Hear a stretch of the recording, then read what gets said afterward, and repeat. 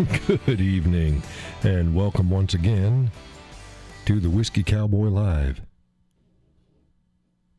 1, 2. Hey.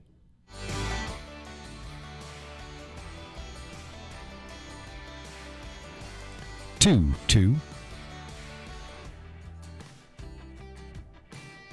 No sound.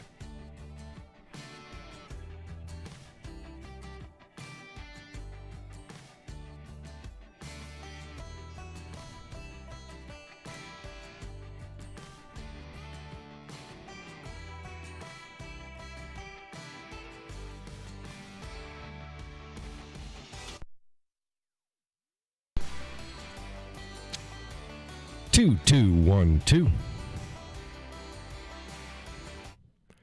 Can you hear me? 1, 2.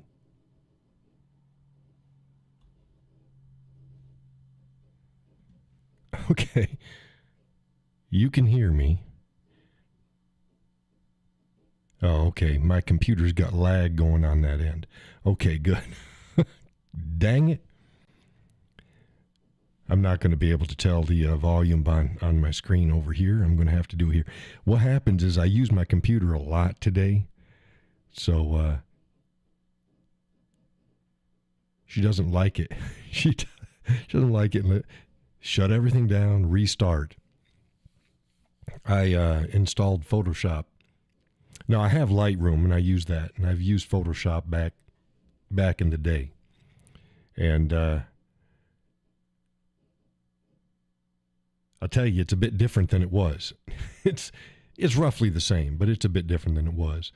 So I'm trying to figure out where all the tools are, and it's like, where's my magic wand? Where's this and that? And okay, they're hidden in sub-menus, and you got to click over here. So whatever. I'm getting it sorted out because I'm going to be needing it a lot more for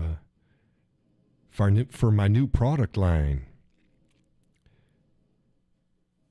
And it's not as easy, especially when you're wandering around in the dark, to do what ended up looking like a symbol.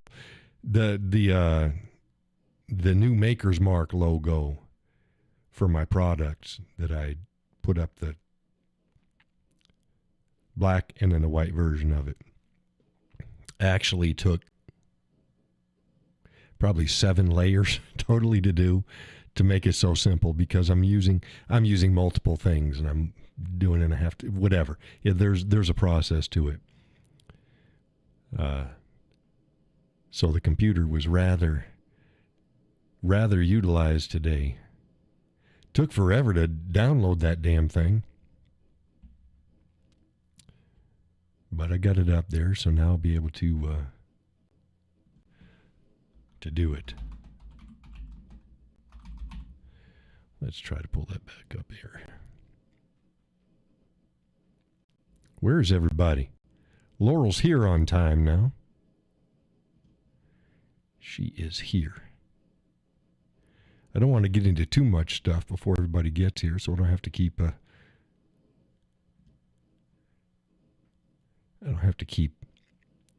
going over things.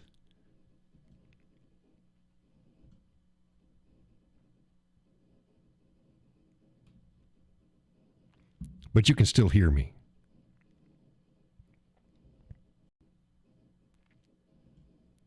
Okay, Gus may or may not be in the weeds. Gus and Sally have been sick. That's why he wasn't on the show the last time. So he said he's going to try to make it, but he may or may not.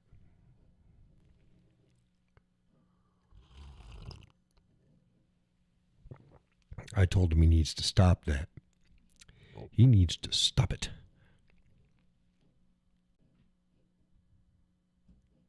Yeah, I don't think Ben, he meant well, but I don't think that he understood the purpose of the new design. I'm not looking for another logo. I already have a logo. My logo is great. Hey, Gus. Welcome to the show. I got Zoom up and running if you ever if you wanted to join during Zoom. So it's up to you. Just to let you know we're set. But yeah, if I'm going to do anything the size of my business card print on up, I'm going to use my standard logo. For the products, I'm not, unless the standard logo is big enough to do, and it's going to be part of the integrated design, I'm not going to use that. I'm going to use the small one.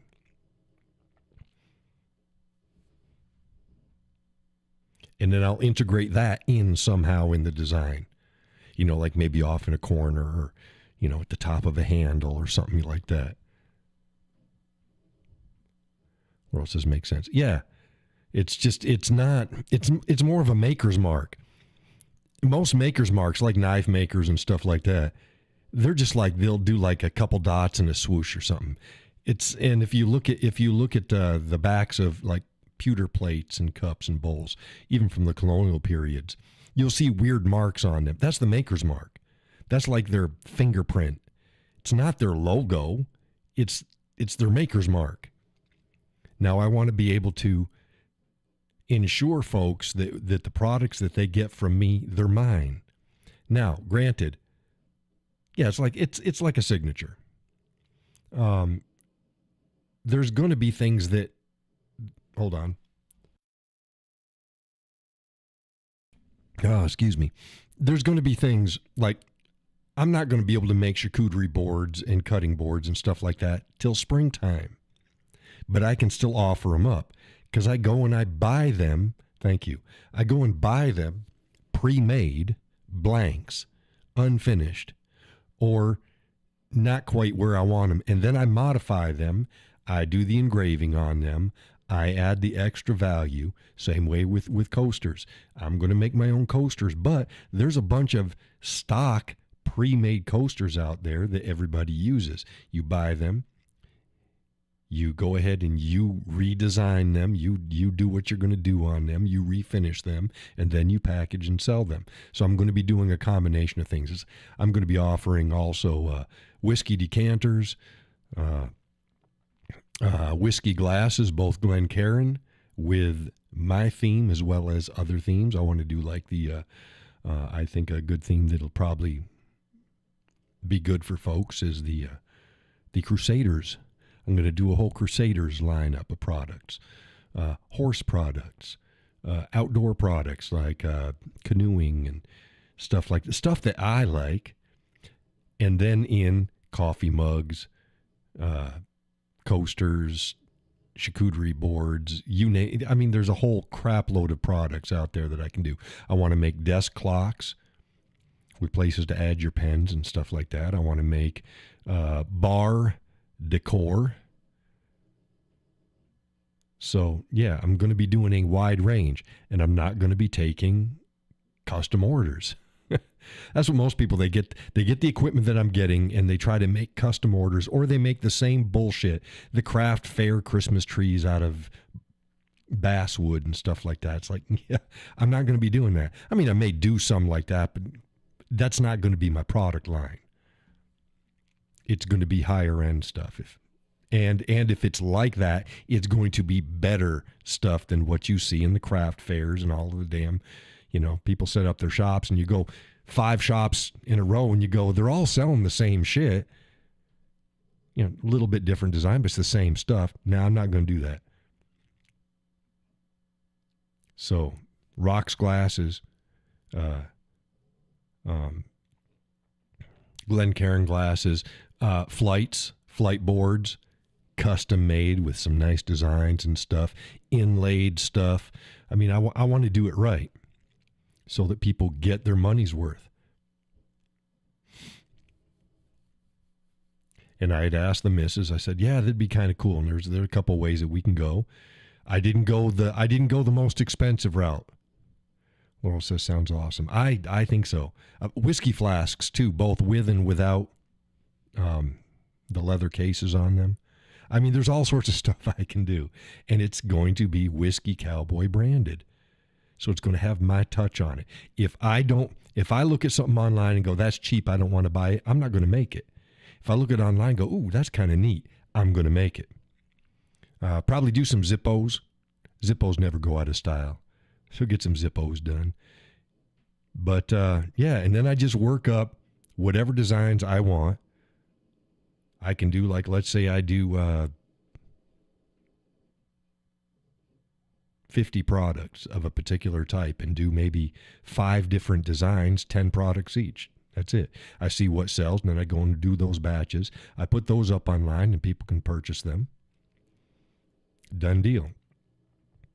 Somebody wants something special, you let me know.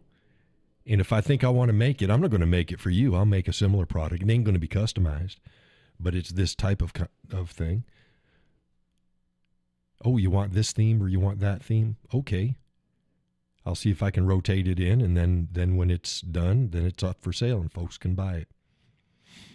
Because I figured, I need another income stream. And Facebook is just starting to take off again. But you saw where I'm hovering at just over $600 a month, but I didn't make that. Again, that's 2 months back. So I won't see that money for 2 months. I'm making about, I think this last month I'm making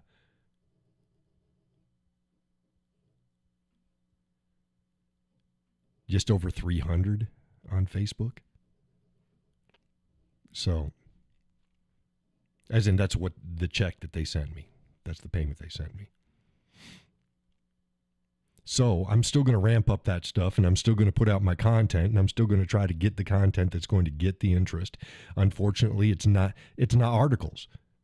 I'll do articles, but that's not what makes the money. I talked about that on the last show. What the biggest money maker this last week was the damn Bruce Springsteen post. I put I put 2 sentences, the lead in and then the punchline. That's it. And then a picture of Bruce. That's it. That made me the most money last week. It's a shame, but it is what it is. So I'm going to be doing these new products. And I'm going to get creative because I can just go around and go, hey, what's new? I'd like to do these, the clock and the barometer stuff. That's kind of cool too. So I do that and design a nice wooden surround for it, and just something special. So again, that gives you an idea of the products that are going to be coming down the line. And we should be offering them up for sale probably before the end of January. I don't know how many, but some. I've got to set up an online store. I could do it. Just go, hey, send me what you want, and I'll send you an invoice, and you pay it. I could do that. But people it's like, I want to buy this, and this, and this. And okay, so I'm going to have to invest in an online shopping cart system and a place to put my products. And it makes it easy, too, because I can put in okay, if I got 5 of them, boom, put in 5. As soon as they're all sold up, nobody can buy them again until I load up some more. So that's going to cost me each month. But I'm to the point where these little extra fees, they're covered with what I make on my social media accounts.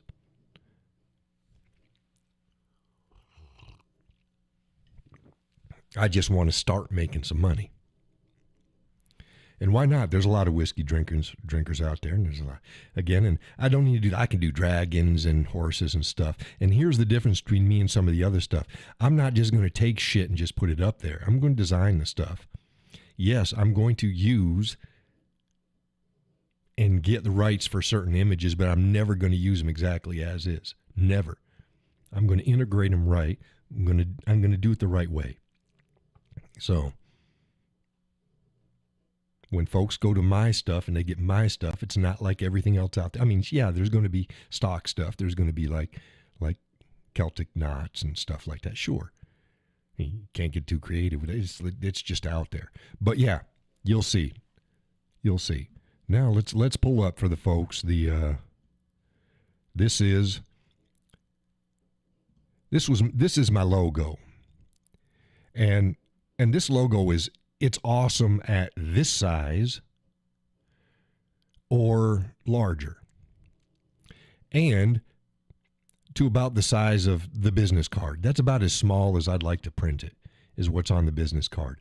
There's too much detail in it to go down smaller than, like, let's say 3 inches. It's just too detailed. This is what you'd put up on a sign because it's larger and it's got enough detail. You look at it and you go, okay, that's cool. You understand what it is. But it doesn't work well on small products because it's too dang big.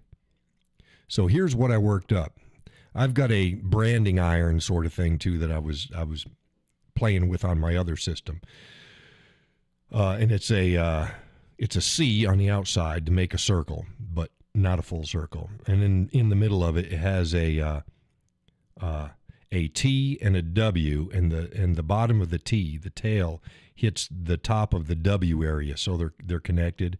So it's kind of like a circle with a TW in the middle. It's fine, but it's not as artistic. So this is what I came up with. This is it's basically my logo without the text, without the detail.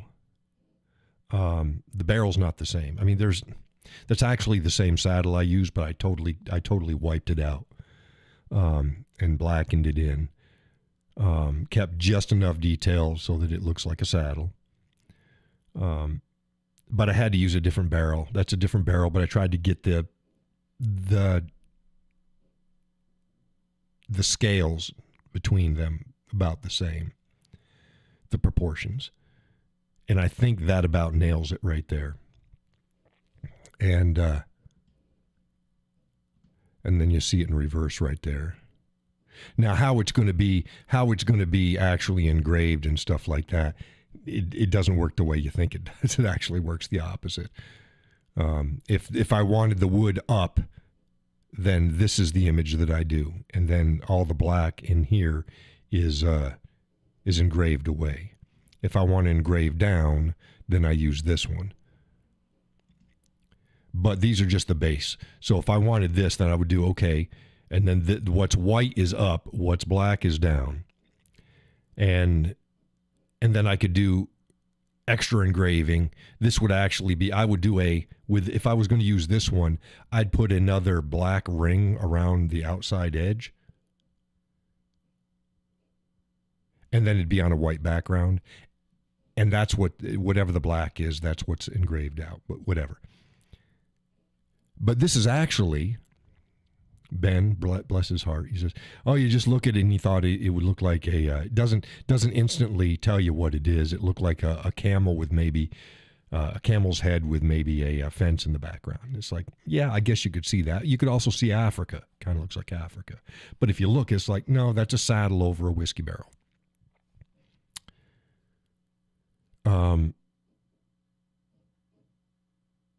But it's going to be small. It's maybe being used on a coffee mug or something like that, but probably not.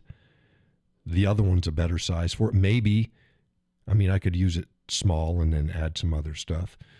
But this is designed for anywhere between just over 1/4 of an inch to maybe 1.5 inches in size. Laurel says she doesn't see any of those. Well, the saddle looks like Africa. The saddle looks like Africa. Etsy is not worth a look. Nope. Etsy is not worth a look. Now, here's the reason why. You got to have a lot of products. I'm going to be mass producing. I'll start this. Nobody give me advice, please. I've already thought through this. Etsy takes 15% off of every product that you sell. So,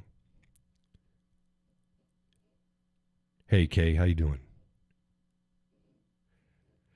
Several people and they sell their stuff on there and they're making a killing. You gotta do mass production.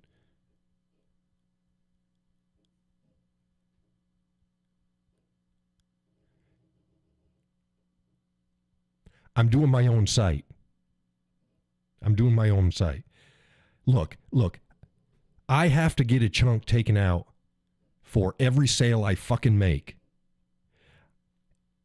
Every monetary transaction gets a chunk taken out. And I invested in expensive equipment. I can't be giving everybody my money. And I'm not making that many products. I'm not sitting down making 5,000 coasters and selling them.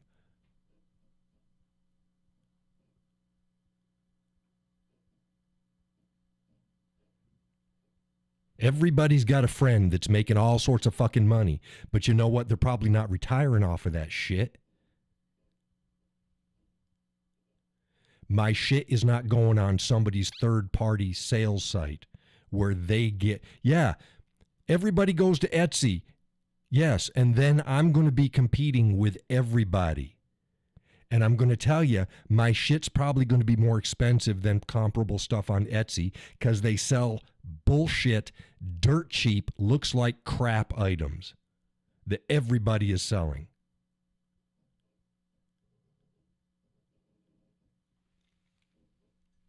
Etsy.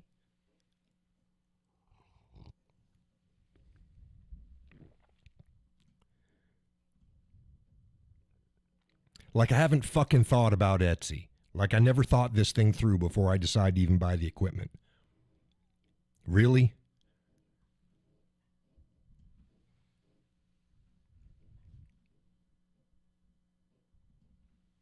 That's like Ben giving his well-intended advice on how it doesn't my new little logo thing for the products, it doesn't just instantly, it doesn't hit your emotions.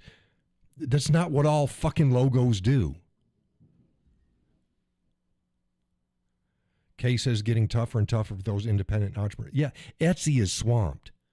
That's like did you know that the market for custom engraving is about ready to crash? Because it's doing the same thing that the photography business did 10 years ago.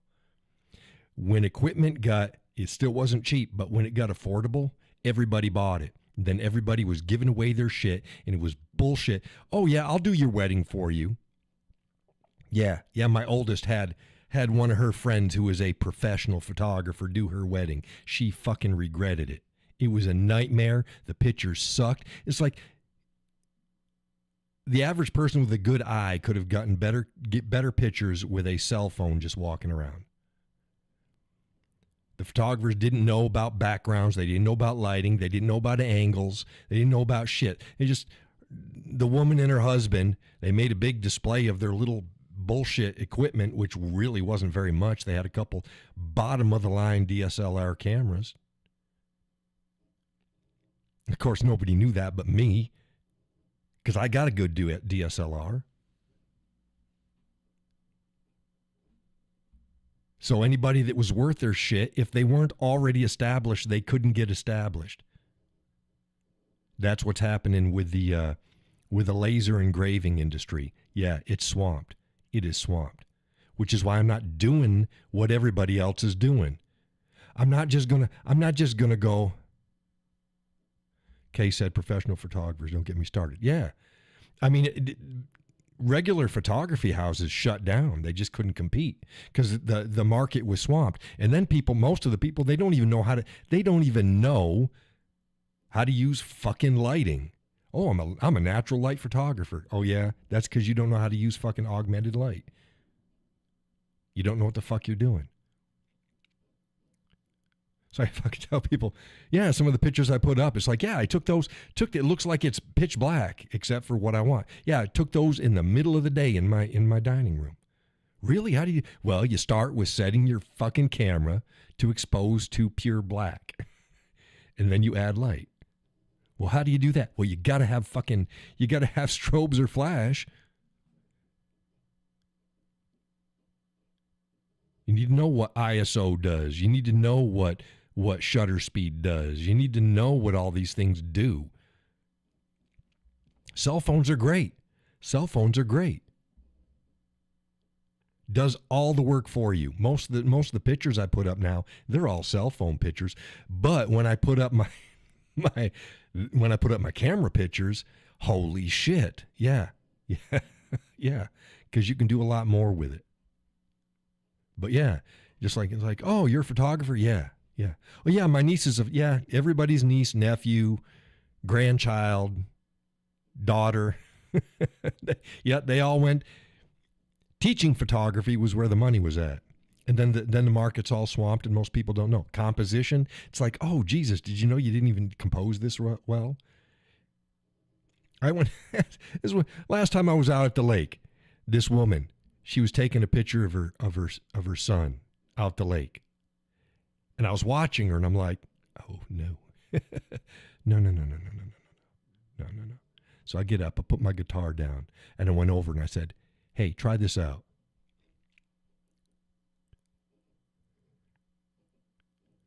Laurel says, what difference when you post a picture of street people? I love them. Yeah, and I love faces. But yeah, and I said, try this.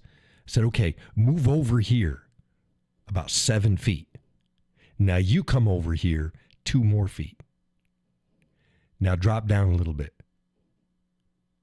See that? Take the picture. And she's like, oh, that's so much better. Yeah, I saw the shot.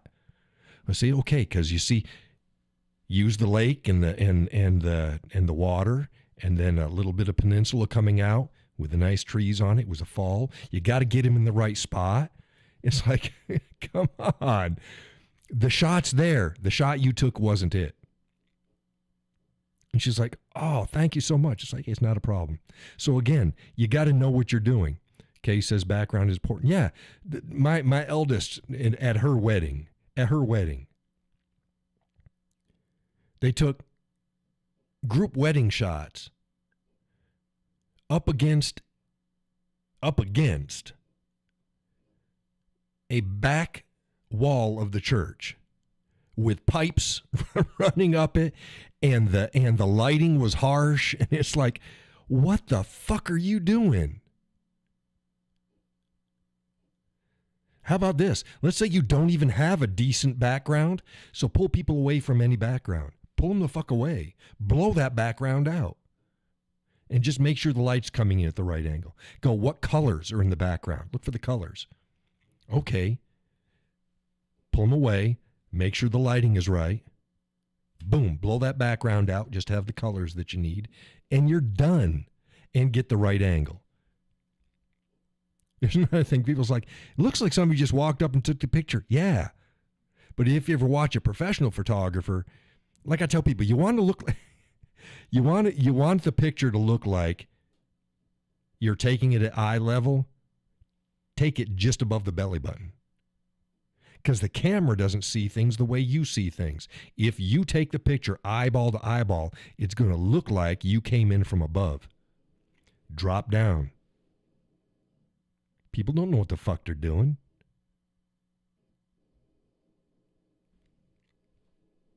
They try to tell people. It's like, okay, whatever. So it ruined the photography industry. It's like, okay. Same thing's happening in the craft. The craft and the CNC routers, especially small ones, are getting affordable for people. Plus the other guy recommending a printer, a 3D printer, a router, and a laser engraver, all in one. But you had to change things around for each of them. And yeah, the thing started out at about $1,000, just over $1,000, which sounds expensive. It's not. It's not.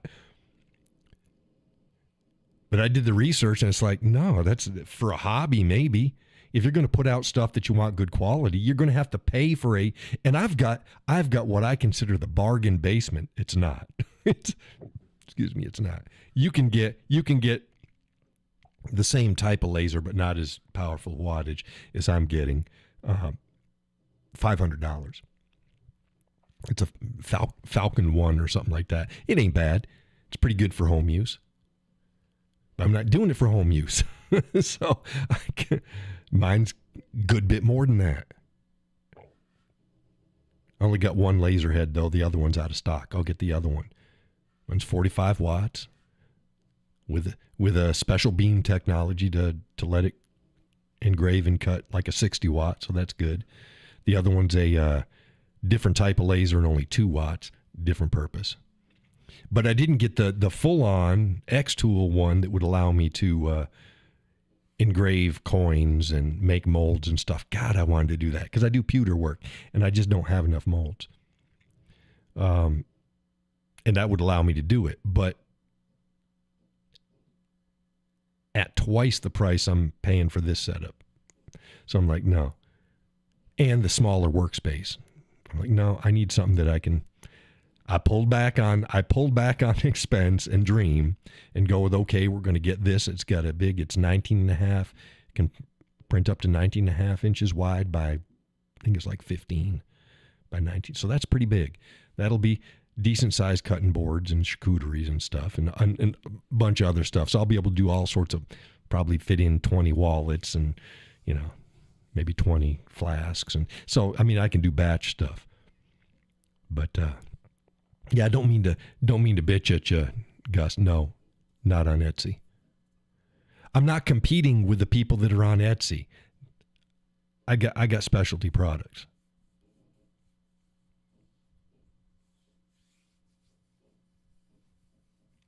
And like I said, I'm not going to be doing them in batches. The people who sell on Etsy are used to doing batch stuff.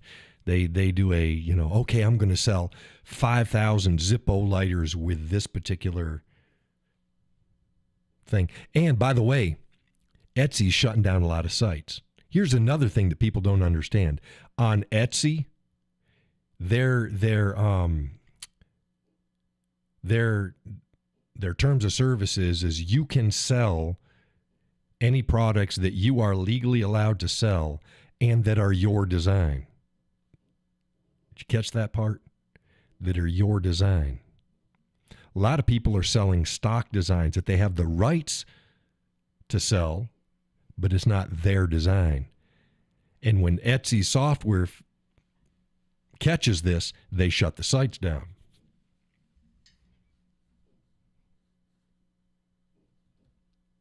There's a Fabric something company out there, and they sell the machines to do like T-shirts and stuff, and they have stock images that you can use and you can sell. Etsy shuts them down fast. You use their stuff, shuts them down fast, and people have actually been taken to court over it. So you got to be careful. It's too easy to just put products out there and use other people's design. So I'm going to go out of my way to make sure that I'm not stepping on toes.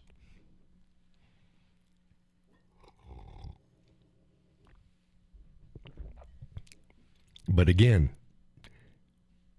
every time I do a money transfer, a payment, my credit card processor takes a slice of it. And when I do if I sold on Etsy, everything that sold there, they get 15% right off the top, 15%. So you go like, let's see, how much is, let me try to do this math.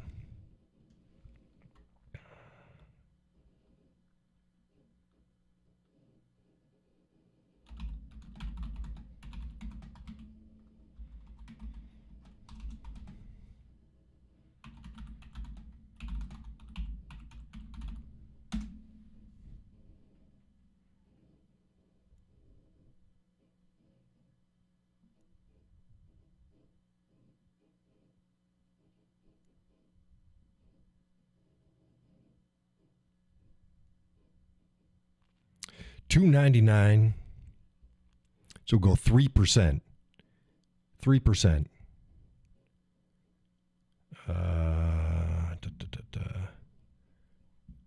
3% for credit cards as well.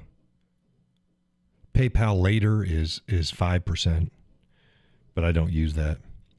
And all other commercial transactions, 3.49 fixed. I'm falling into 3%. each time it's done. So that means each time they touch the money, they take 3% off. Now you add 15% on the top of that, 15, 16, that's 18. That's damn near 20% off the price of your product. And then I got power usage. I'm looking at 25 cents an hour. I've got to pay back the laser. So we're looking at big bucks. And then taking some of that as my own, and then then you got taxes on the top of that. Then you got taxes on the top of that.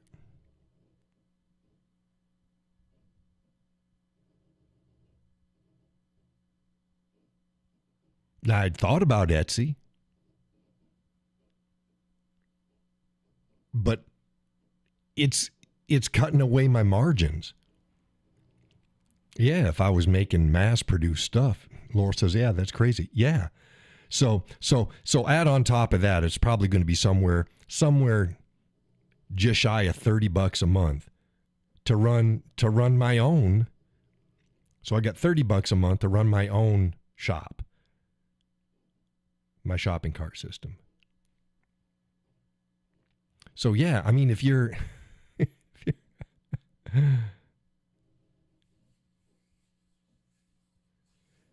I don't know. Etsy, it just fucking pisses, because I want a limited customer base that's willing to pay for a product. Most people go to Etsy, they just want the cheapest shit they can get. That's not my customer base.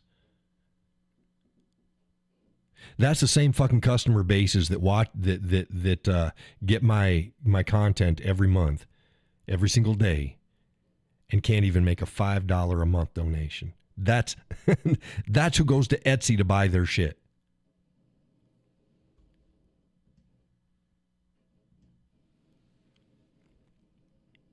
You know who doesn't fucking sell on Etsy? Ferrari.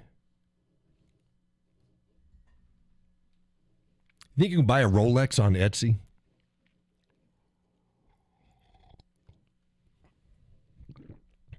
I want somebody that, like, let's say,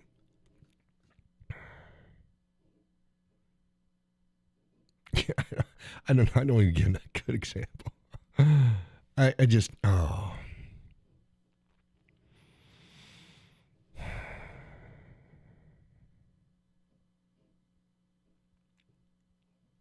And I'm still going to be doing content.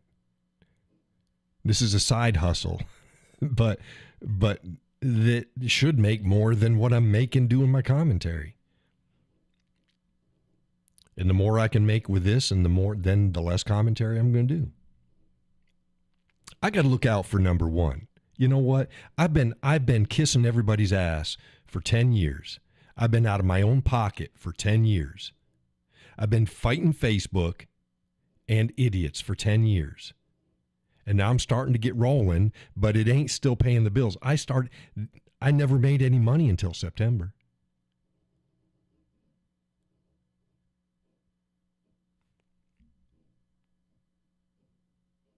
I got to make money, and everybody's got an idea. I tell you what, folks got some good ideas. You send them my way with a $1,000 check. I'll mull it over and see if I'm going to implement it. Because everybody's good with the ideas without their own time, energy, and money involved. See, I've made products before. Some folks don't know this. I've made products before. I know how it fucking works. You know how it works? Same thing. I made products for outdoors and sporting folks. And I was making some pretty unique products. They were similar to what's out on the market, but they were unique, and they had a lot more durability and quality to them. One-man show.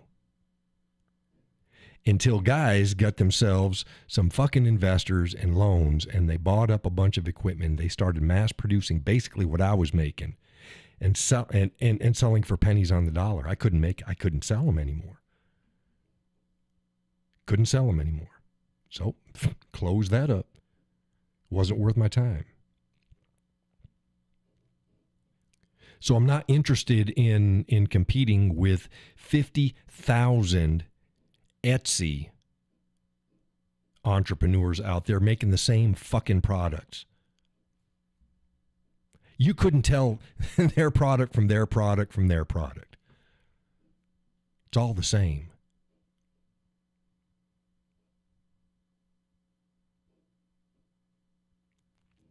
If I make coasters, I want them to be good coasters. I want the designs that are on them to be good, that somebody's going to want, something special. I mean, not custom for them, but something that's nice.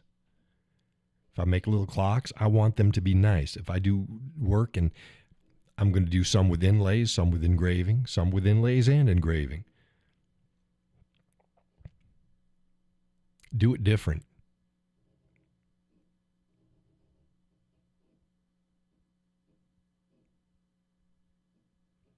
But again, like everything else, it's like if I come in and say, man, I've had a bad cold. Shut the fuck up. Just say, I get it, John. I get it, John. Colds suck. Thank you. Because anything else, I'm old enough to have had a couple colds. I know what works and what doesn't work. I know my body. If I am first offering to folks, this is my idea, there ain't nothing that you can present to me that I haven't already thought about, because I'm already 50 steps ahead before I even let anybody know that that's what I was thinking, because that's the way I do things.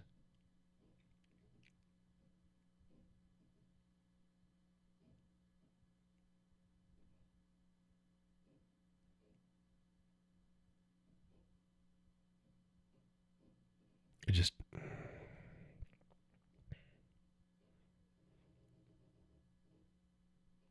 I've got to get other stuff. I got to get other stuff ready. I got to get my external mailbox, and that's going to cost me another $260, $270.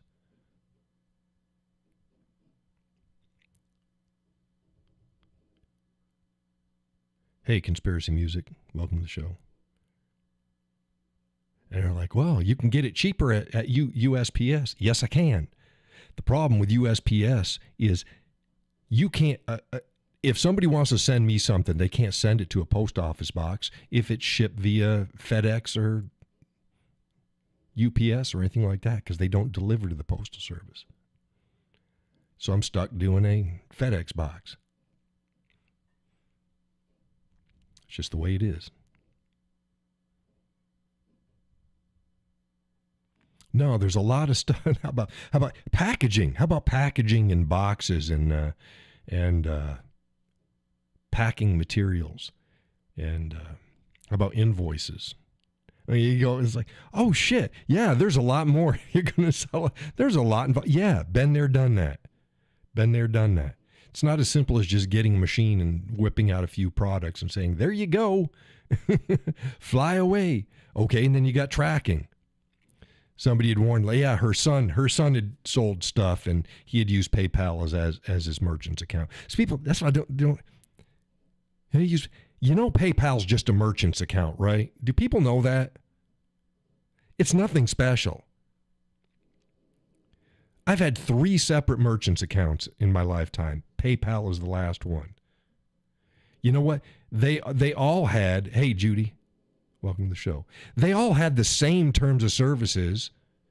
They were all within the same ballpark on their fees. They're all the same. PayPal was just one of the first ones that offered a merchant's account to standard people. That's all it was. You didn't need to be a business. Just a standard person could get it. But it's just a merchant's account. It's the same damn thing. So people go, oh, I used PayPal and I had a lot of problems. You know what? Then you'd have had the same fucking problem if you had used any other merchant's account, because it's exactly the same. They're like, back to the woman, she said her son had it. And somebody claimed that he didn't ship the product, yet he had proof that he did, and he still got screwed. It's like, that's part of doing business. You know what happens to every business? You fight it and you send it and you hope that the merchant's account's not going to side with the customer. Say, this is what it was. That's why you send it with a fucking tracking number. Most people, as long as it's fine, and it was delivered and it was fine. You just leave it right there and say, this is the tracking number. This is when it was delivered. Normally, that's all it takes. If it's high dollar, you fucking require a signature. It's like, again, this ain't my first rodeo. And you're going to have cases where someone's going to try to scam you. It happens. It doesn't happen very often. It really doesn't.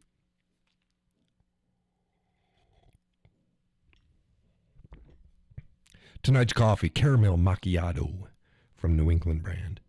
Caramel macchiato. Here's another reason why I don't want to use Etsy. Everybody uses Etsy. Well, that's a good thing. You get seen by a lot of people. Yes, you do, but everybody uses Etsy. You know who doesn't use Etsy? The people who have a nice website. Now, there are people that have a nice website that also use Etsy. That's true. That's true. But they're usually making enough money they can justify it. I can't. So I'll have to be revamping my website, implementing a shopping cart system either on it or separate someplace else. There's like Wix and stuff like that. I've been looking at Wix. And setting up a storefront there and get everything set. It should be okay. I did it with Teespring. That was another thing I did. I did T-shirts, mugs, and stuff like that. And Teespring does it. And I told myself after that, I'm not going to do that route again. Here's the reason why. It fucking pissed me off.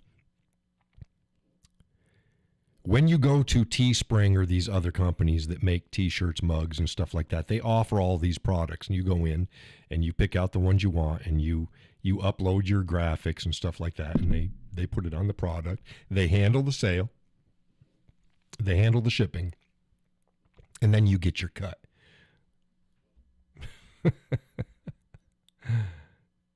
Yeah. Okay. So like a T-shirt, their base price, they're like, this is our base price. If you want anything more than that, you're going to have to increase over. So let's say $25. What? For a fucking T-shirt, $25. Okay. Well, I put the time and energy in making the design. If I want $5 out of that, it's a $30 T-shirt. $30 T-shirt.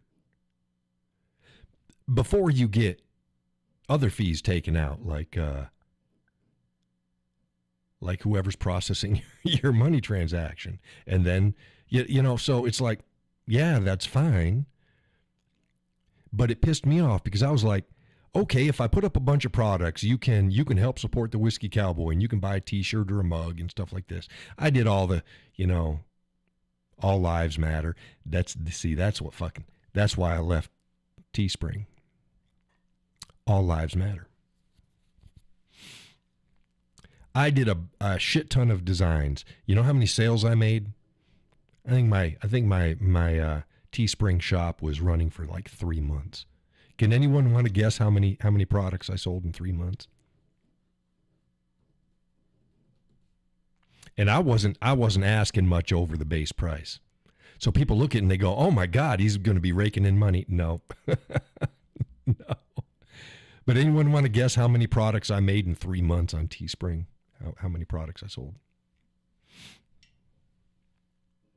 Laurel says 50. Good guess.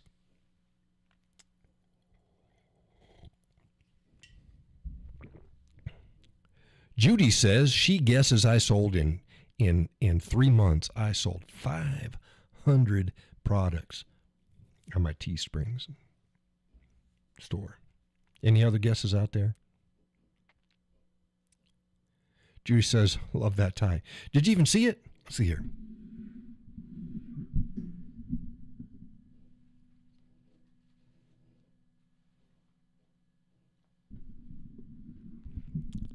It's one that my youngest gave me for Christmas. It's a It's a bull skull or longhorn skull thingy. But thank you. She's like, Dad, I got to tell you, I wasn't impressed with this when I got it. And I'm like, no, that's good. Judy says that's her favorite so far. Now, I like my Tiger Eye better with this color combination, but this is still nice. But yeah, I thought they were going to suit me, and they do. But go back. Let's get back to any other guesses on how many products in 3 months that I sold on Teespring, and I was actively promoting it on Facebook because I'm like, oh, okay. Let's get people, if they're willing to give to the Whiskey Cowboy and help my content, they'll get a ball cap or a T-shirt or coffee mug, and there's all of the stop it, all of my catchphrases and everything. You could get the products with it on it. I may be offering that in a similar way with my new stuff, but much better quality. Any other guesses? It's like, okay, they're not willing to give me $5 a month to help support my content, but they're gonna buy a T-shirt for $30. I'd rather you just give me $10. Let's call it a day. I'm at least getting most of that. No other guesses? Zero products. I sold fucking nada. Not a single item in 3 months. Zero.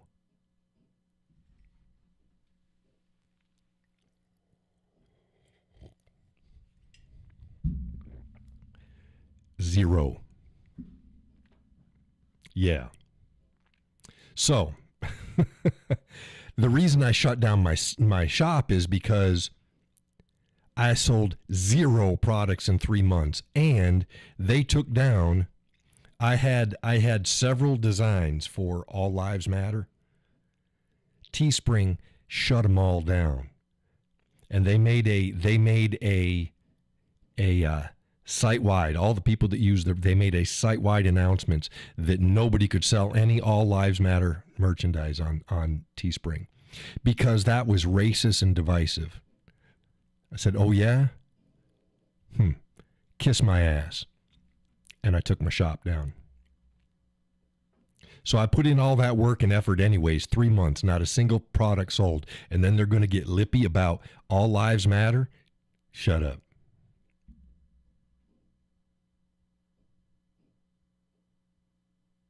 Yeah.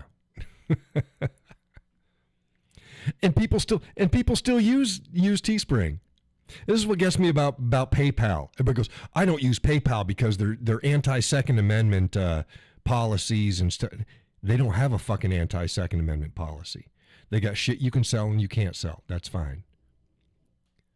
If you're not trying to sell firearms or ammunition using PayPal, why do you fucking care?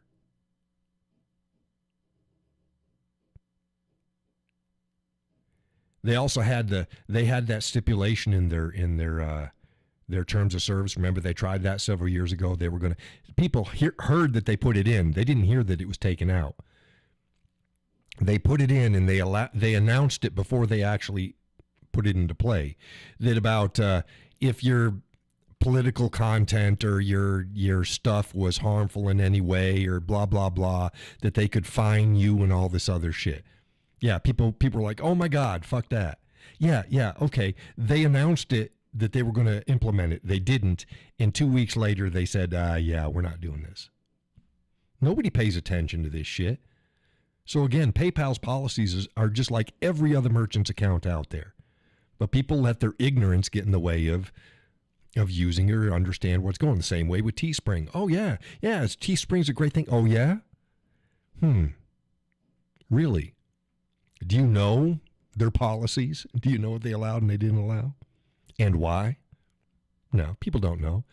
They just hear shit on the internet and they just go with it as if that's that. That's why it always used to piss me off when I said, you want to donate to me? Here's my donation link on PayPal. I put the link up there. You can do a single payment or a monthly. Oh, I don't use PayPal. Well, why the fuck not?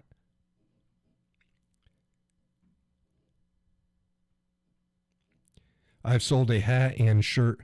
I've sold a hat and a shirt in 3 years. Teespring. Right. A shirt and a hat, right? It's like people think, oh, yes. No. 3 months, 0 products. 0. So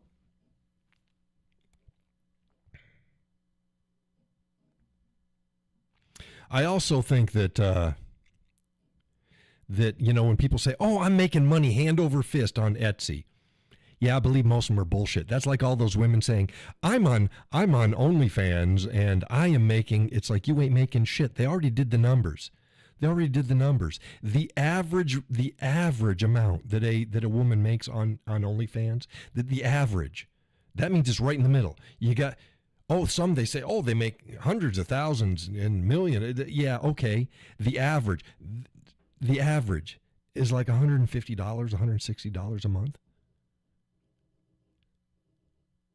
That's the average. So it's like all these people saying, yeah, I'm making so much money. No, you're not. I'm making money hand over fist on Etsy. Maybe. Maybe. Could be. Maybe.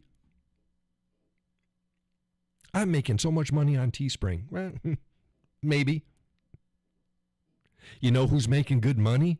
Places like, was it Grunt Life and these others? They've got their own website. And people know where they are, and they go and they sell it. I'm sure they also sell on Etsy and other places too, but they make most of their money off of their own website. They've got a dedicated clientele. They've got a niche market, which is what I'm going for, is a niche market. You like my commentary? You like whiskey? You like canoeing? You like fishing? You like to look? Then take a look at what I got. Look at this. I got an awesome charcuterie board with fishing on it, or Second Amendment, what have you. You know.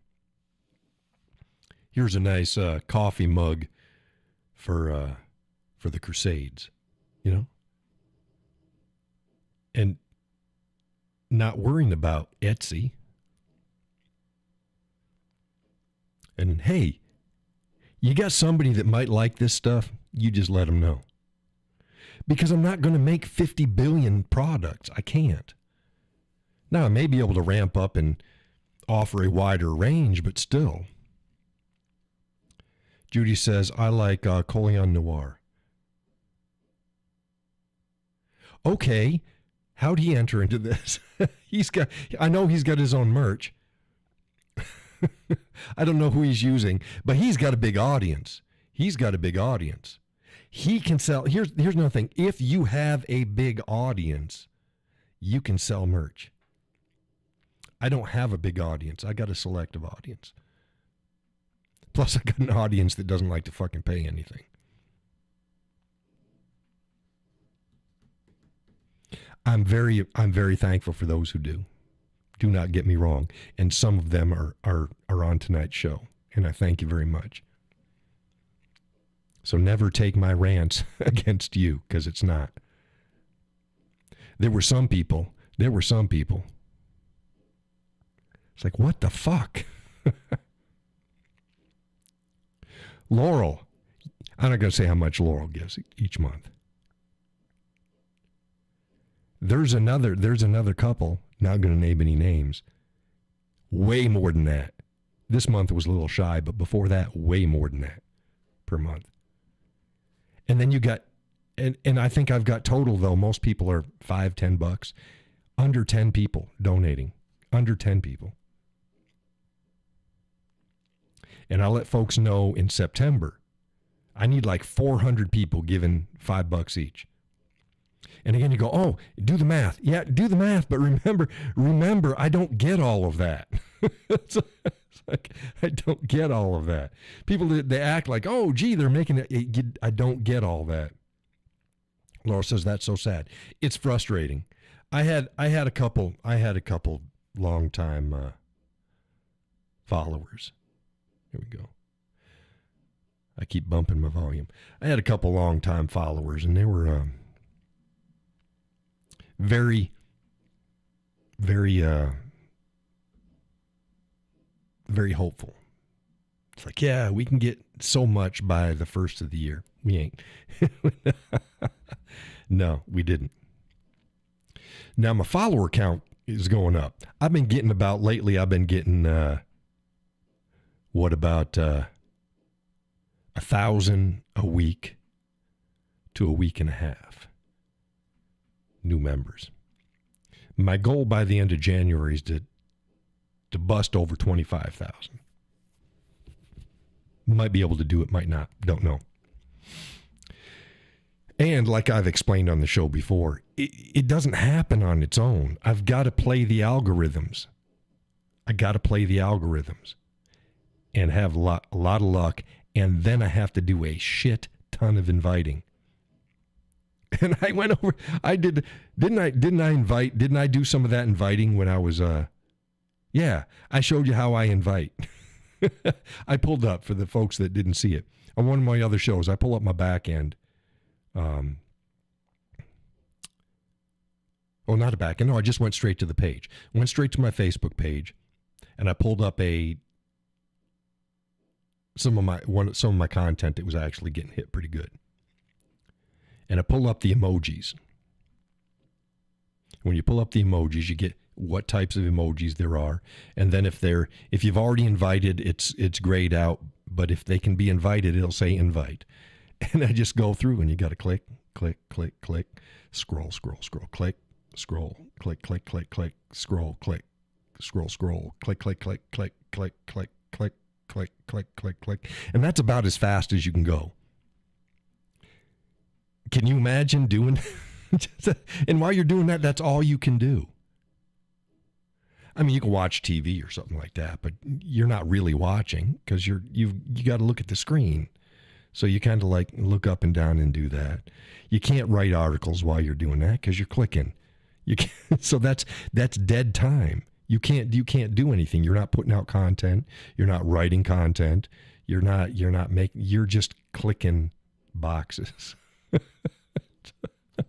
Gus said that he'd be more than happy to do that, but he'd have to have access to my back end, and I looked over what they can do and they can't do, and it's not worth setting it up.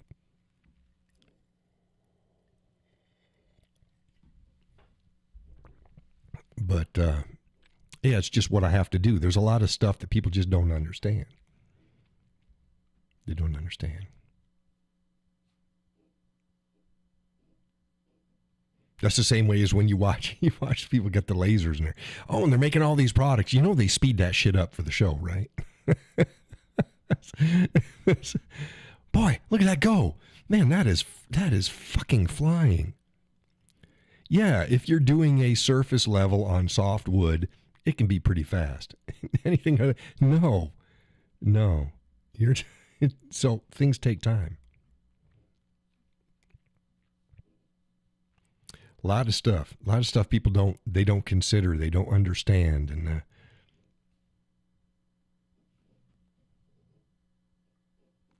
so this next month I got a lot to do.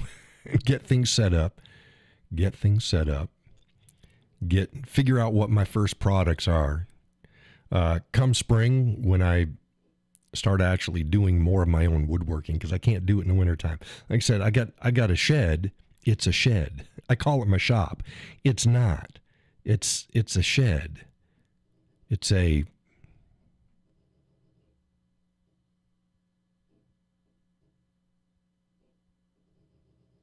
8 by 12, maybe 8 by 12.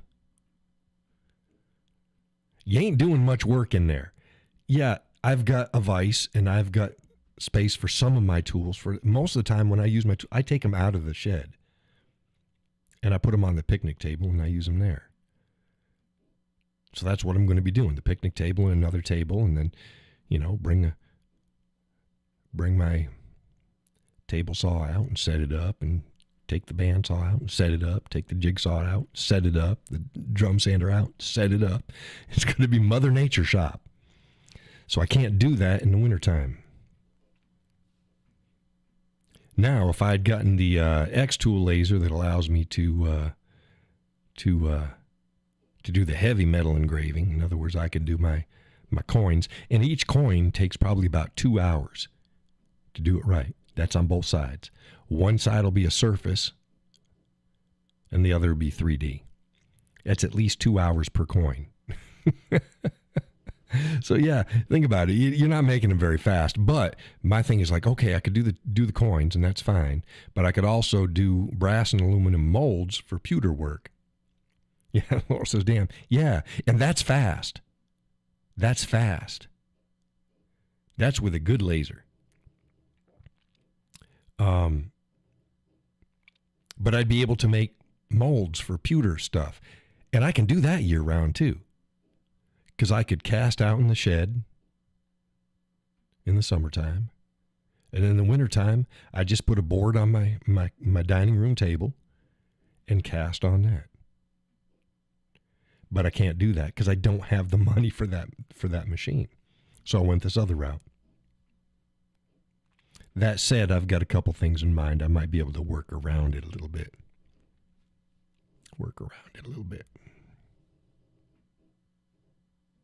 Judy says, I can hardly wait to see your products. Me too. I mean, I've already, I don't know if you were here when I listed off the type that I'm going to have like Glencairn glasses, rocks glasses, coasters, clocks, desktop stuff, wall art,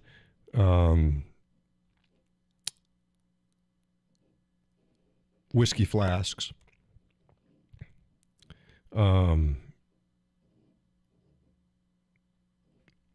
flight boards, charcuteries, cutting boards. What else was I going to do? I said coasters. Coasters are always good. Coasters. But again, I don't want them to be, it doesn't matter if you're doing it on cork or whether you're doing it on wood or whether you're doing it on slate. That's not what matters. What matters is how good is your design and the overall end effect. That's what I'm focusing on. So I'll get those and anything else that I can think of that comes up. I'll be doing that, which allows me, again, I'll be able to do one-offs if I want to just say, fuck it. And I'm just going to do something that just tickles my fancy and then offer it up for sale. There it is. It's a one-off and they'll be Whiskey Cowboy branded. I'll have my little, I'm going to also do, I'm going to engrave my logo directly into products, but I'm also going to do, they sell these little wooden discs. So I can have one disc. Like let's say I do a poplar disc and those are light in color. Do a poplar disc that's 1 inch circle, that it's, 1/8 of an inch thick, so it's pretty thin. And then when I do my engraving, I just make sure that I engrave a deeper spot for that. And then I just glue that in because it's got my logo and everything on it. Julie says, that's true. I guarantee I will buy some stuff. That's right up my alley. Yeah, I mean, it ain't going to be cheap. But I want something that's just going to, if I do horse coasters, this is some of my ideas. Horse coasters, because everybody likes horse. Everything's going to be Whiskey Cowboy related or Second Amendment or Christian or, it's got to, and that's all me. And if I like it, I'm going to make it and somebody else can get it. So let's say it's a horse or a fishing thing. I'm going to take the time to make sure I do a really good design. And then if I sell them with a coaster holder, I can customize the coaster holder too. It won't be just a box that you just set the coasters in. No, it's going to be customized. I mean, why the fuck not, right? If you're going to do it, do it. Oh, nobody's going to want to pay that much for coasters. They're not my customer base. They're not the ones that because I tell you, people with money, my God, what they spend. I was looking at like walnut cutting boards out there and they're like, yeah, $160 and they sell. I can't buy a $160 fucking cutting board. Are you kidding me? But people do. It's who is your customer base? So I want to set my stuff apart from the other people. You want something that's different. Oh, you could get the same damn charcuterie board on Etsy. Well, why the hell does John's look so different? See, there you go. There you go. Well, maybe because John went the extra mile and refinished it, took his time, made a nice integrated theme for it, did a decent job, and made what looks like somebody's craft fair thing look like $1 million. That's my goal. That's my goal. So it's like, it's the same amount of wood. Well, yours is wooden engraving, and they bought it the base charcuterie board from the same place. Yeah, you can get them online. You can get them on Amazon. Absolutely.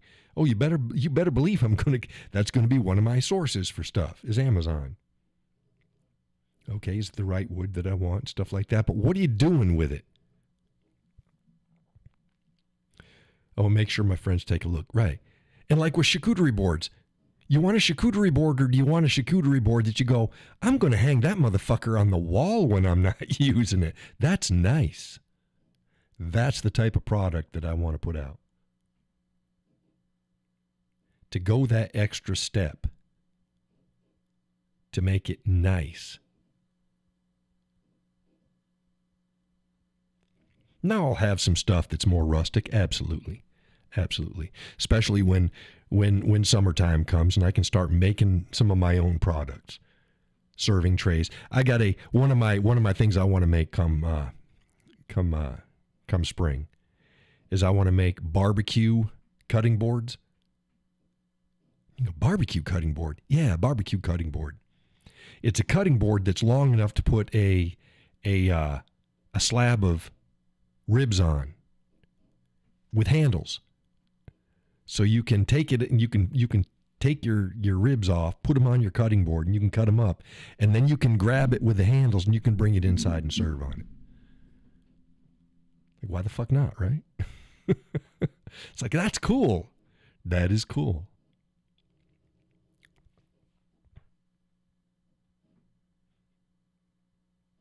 And there'll be plain ones, rustic ones, and nice ones. Why the fuck not? Here's another thing. This is what you don't see. Everybody goes, they got coffee cups. You can get them. You can get them online. And I'm going to offer like black and white, two classics, black and white with my stuff on them. That's fine. Everybody does that. The design is what matters. They're all the same damn cups. Judy says, that's cool. My son-in-law would love that. Yeah, and can you imagine if here's another thing people don't do. They make a cutting board and they do a trough around the outside edge, and sometimes they'll do a pool area on the side. Wouldn't it be neat if they had a knife groove in it? I've never seen one with a knife groove.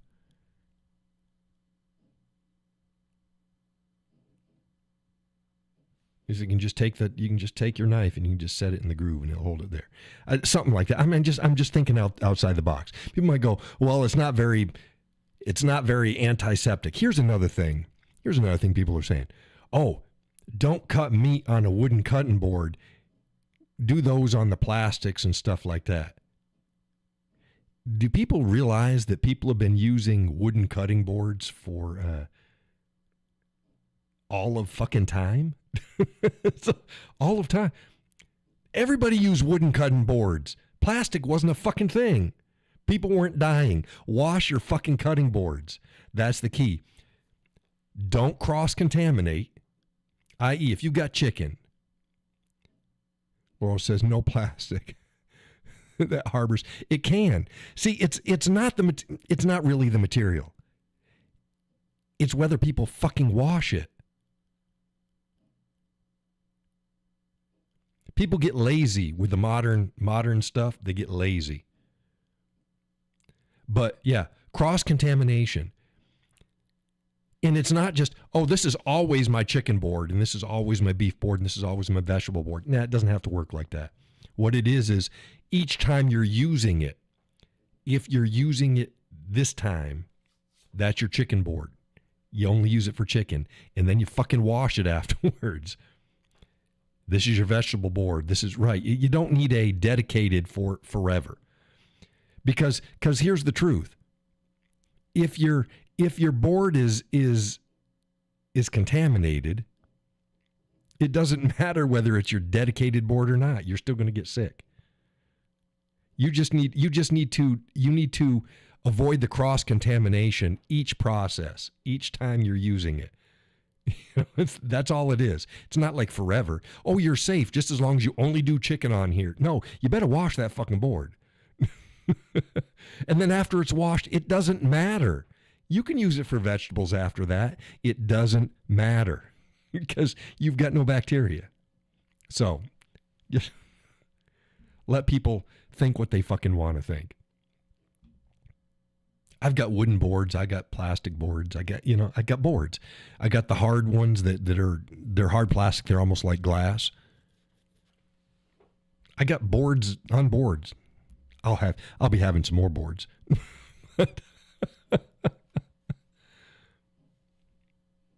And here's another thing that helps sell. You can have two exact items and one will sell better than the other by how good the picture is. It's not even just whether or not it's a good. Is it the right angle? Is it the right lighting? Is it in the right situation? Well, folks know I take good pictures. I got a studio set up to take pictures. That's part of why my studio looks the way it is. So yeah, it's going to be, if you want a cut above and make a statement, and when people come over and look at your shit and go, that is fucking nice. Not like, oh, that's nice, it's got your name on it.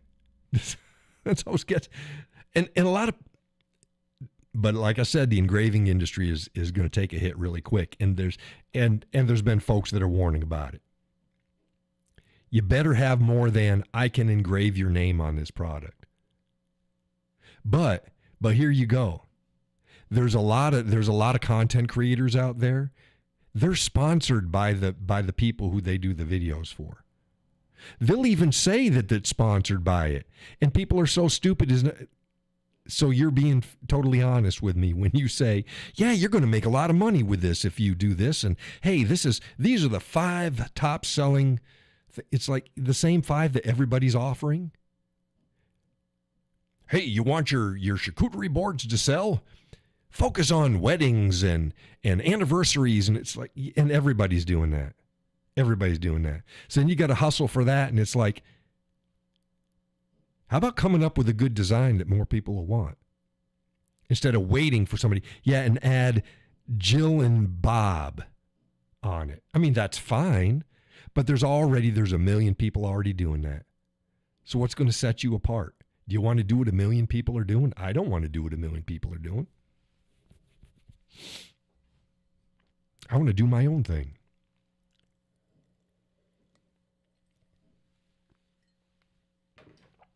You still there, Gus? Or did I piss you off?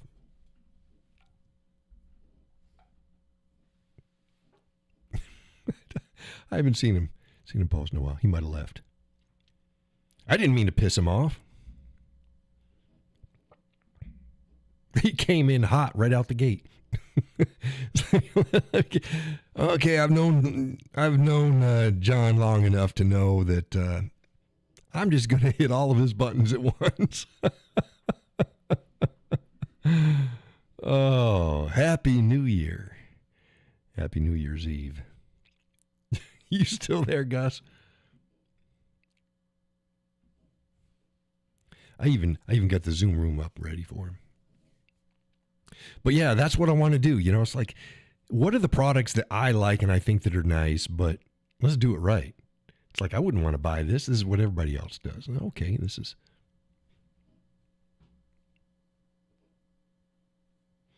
Judy says, Happy New Year. So it's going to be an interesting year. So we'll see. We'll see.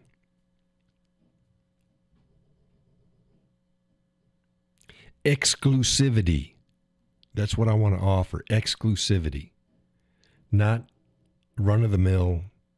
Everybody else has done. It's like, how many other people out there do you know that are doing engraved inserts like I'm planning on doing with my call it my Maker's Mark logo. I haven't seen anyone that has gone that step. They just don't.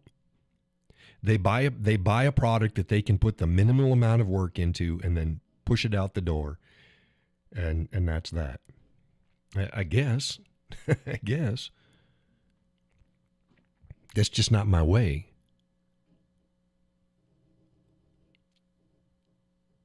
Just not my way. It's 9:20. The missus is listening tonight because she doesn't work tomorrow. She's like, I'm going to listen to your show tonight. I'm like, okay. She's probably going, oh my God, dude is fired up. Not even 10 minutes into the show and he is raising the roof. But yeah, Judy says I'm excited about it. I'm excited too. It's a lot of work. Judy and Laurel says hi to the missus.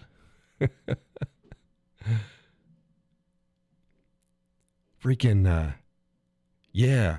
I mean, my mind is, I haven't been able to sleep. My mind has been designing and going over things. Like I said, if I ever bring up anything, I'm already 50 steps ahead. 50 steps ahead. And I really didn't. I was like, this is a big investment. I don't know if I want to do it. And the missus is like, as she sat down, it was the other night, we were sitting down at dinner, and I said, I can't do it. It was after I had told her, no, I can't do it. I can't justify the money. Because to get in cheap, the quality is not going to be right. So for me, that's not worth it. And then to get in, again, I don't have to have, look, there are systems out there that are $25,000, $75,000. That ain't what I've got. Excuse me, that's not what I'm getting. That's not what I'm getting. But I'm not getting a $500 or $1,000 setup. It's a good bit more than that. Good bit more. But it's the least quality. I told her, I said, for me to do what I want to do, I'm going to need at least this for this type of machine. I'm going to need at least this for that type of machine, and at least this for this type of machine. I thought about, CNC router too. Boy, that just opens up a whole lot of production ability, but I don't have the space. Laura says, I told you to listen to your wife. She's very wise. Well, she knows I hate spending money. I hate spending money. So if I spend it, it's got to be right. And I'd rather not spend it. Then it's like, here's another thing. I want to get black stickers with the Whiskey Cowboy logo on it so that I could put them on products as well. Just, it's really quick. And I couldn't find a place that had the right size at the right price and black. You can get it white. I wanted black. Now, why do I want black? Why do I want black stickers?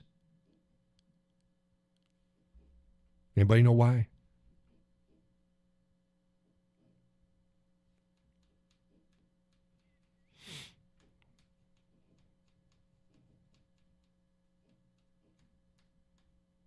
Want to venture a guess? It's like boxes. I've had boxes before. I used to use some green boxes. Those are pretty good. I like colored boxes. I don't like white. I'll use them. Sometimes I got no choice.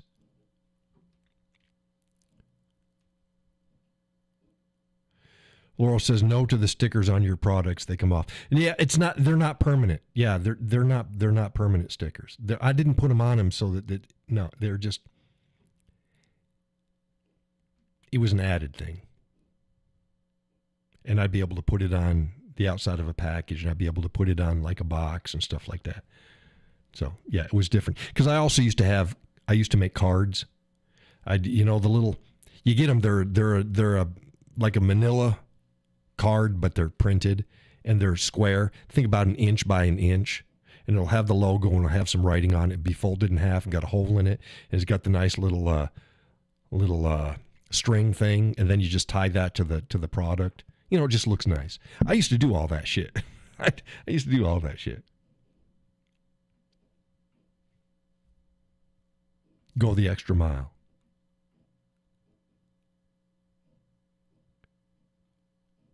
That would be acceptable. Yeah, those are nice.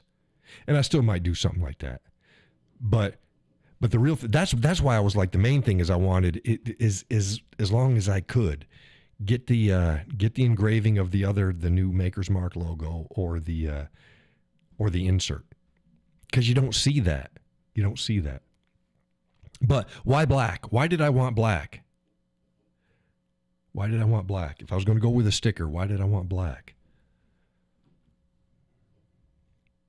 Nobody ventured to guess. I'll give you a hint. Let's see if I can find it.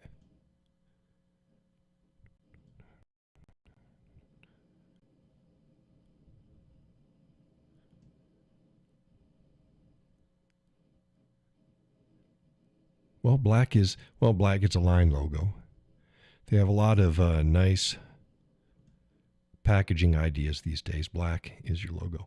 Yeah, black. If I can get black boxes for whatever it is, see, it's going to be difficult. Would be great because then I can actually engrave on them, and it'll either make it less shiny where I engrave it, or it'll make it white because it'll just take the top layer off. So it's like, ooh. But let's see here.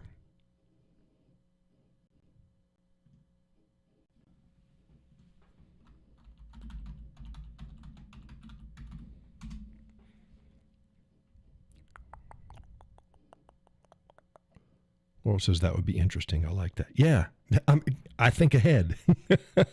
I'd like to do jewelry boxes and stuff like that too. My mind is buzzing. But let me go here. Here you go. You go, why black? That's my business card, and that is my business card holder. What's the first thing that comes to mind when you see that? Just the first thing. Boom. First thing that comes to mind when you see that.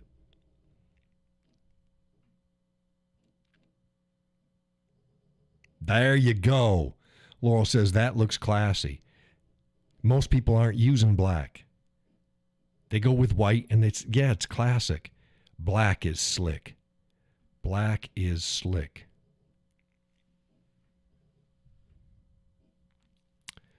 Black is slick. So I try to use it as much as possible. The same way as if you look at high dollar items that are sent out there, they tend to come in black boxes. Why? Because it just looks expensive. It's the same fucking box. It's just black. It's just black.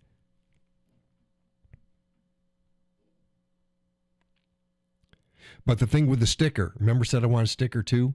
If I can get black boxes for them, and again, that's more expensive. People don't think about this shit.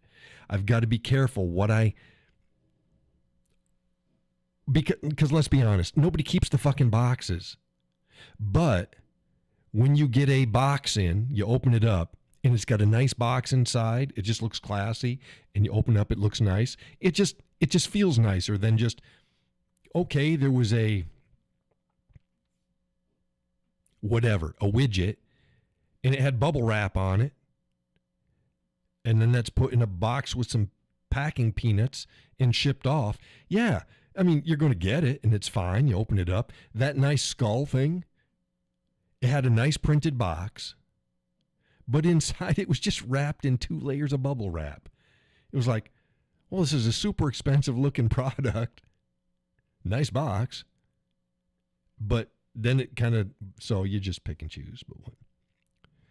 Laurel says you need to get the best bang for your buck. I will say goodbye. Right. Well, yeah, some people do, but yeah. It's an added expense that I have to factor in on my prices. So some products won't get nice boxes, other products will get nice boxes. But this is how my mind works. It's like, how is it going to it a lot of times it's the little things. How about this? Guess again, I'm going to have to do my invoices and have them as well. And that goes in the box. And how about a nice thank you note or a thank you card? That goes in the box.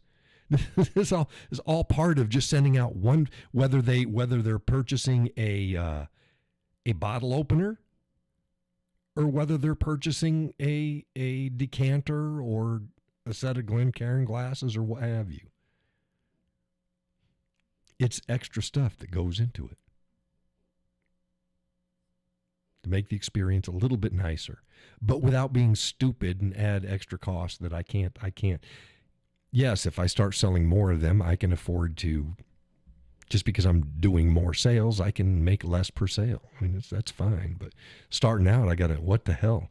The hell did I do to get this thing going? Gus didn't say anything back. I think I scared him away. I can get it if he was pissed off. Sorry, Gus. Laurel says, I like it when I buy from a small business and have a simple thank you card enclosed. Yeah, that's nice. But that's something extra, because that shit ain't free. That's what I like to talk about. Shit ain't free. It ain't free. It ain't free. And it's less free the smaller the business, because things cost more. It could cost us like, let's say 50 cents for X that some other company it's 2 cents if for the same whatever it is. It's because they're buying in bulk. Judy says, you are brilliant at stuff like that. That's why I always ask for your advice on stuff. Well, I try to be as honest as I can about it. There's things you should focus on and things that you shouldn't focus on. It just...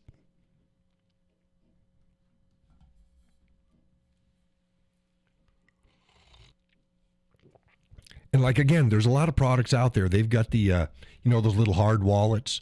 That's a big one that people are doing. They buy those little hard wallets. They're metal.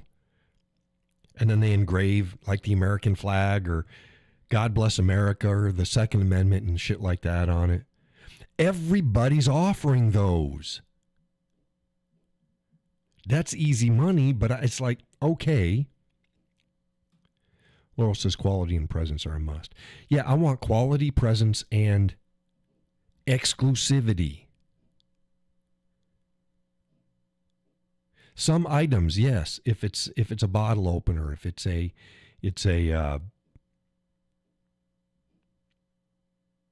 Zippo lighter or something like that. Yeah, I'm going to make a lot more of those. Yes, if it's a coaster, I'm going to make a lot more of those. But they're still not going to be in as much numbers as any of the other shops out there. That's all they do. They just sit up and they just run it. They just run it. Exclusivity. I watched this other guy. Bless him. God bless him. Oh. He was doing here's a coaster set nobody asked for. And it's like, yeah, but that's the shit that I'd buy. What he did is he used walnut. And he made square coasters, but he used walnut. And everything he did is just scrap. He's like, yeah, I had the walnut, so I did it. So he made I think he made 4 or 5 sets of these square walnut coasters. And they weren't complex, okay? They weren't complex, but they were square. And he had done where he runs a laminate through it. So they were like laminate weaves. It's kind of cool. It's not difficult. Like I said, it took him 5 days to do it. Yeah, because you got glue up time.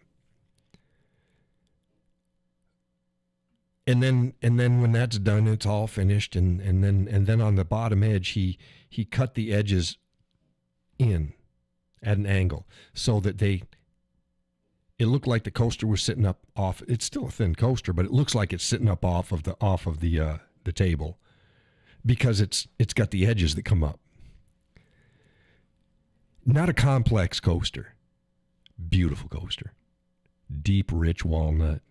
Got light colored. I think he used maple. He's used maple strips in it. Kind of, you had to see it, but they were thin. But it was really nice. Very classy. And he goes, for the time I put in these, you can't get the money back, and you can't. It's like, yeah, I get it. I'd pay extra for coasters like that because they were beautiful.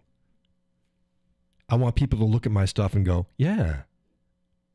I mean, they're not going to be all that elegant, but it was like, oh, man. And he kept saying through the whole thing, that's like, nobody asked for these.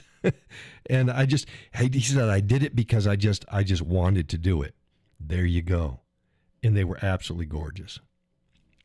Let's see if I can find. I'll bet you I can find it. I'll show you the exact. Just.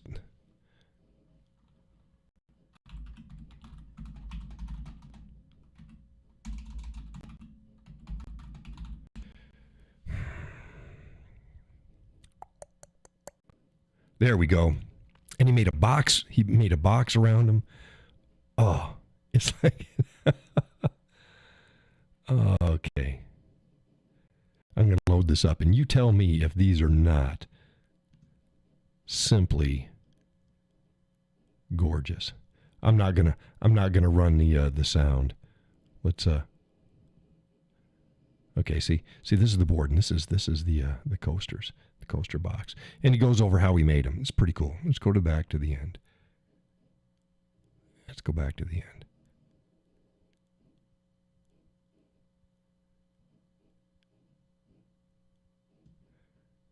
Okay, see, there you go. Hey, stop that. Now look at those. Each of the boxes was slightly different. I don't need the closed caption.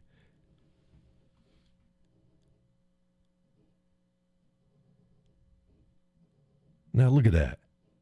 Those are, to me, those are beautiful.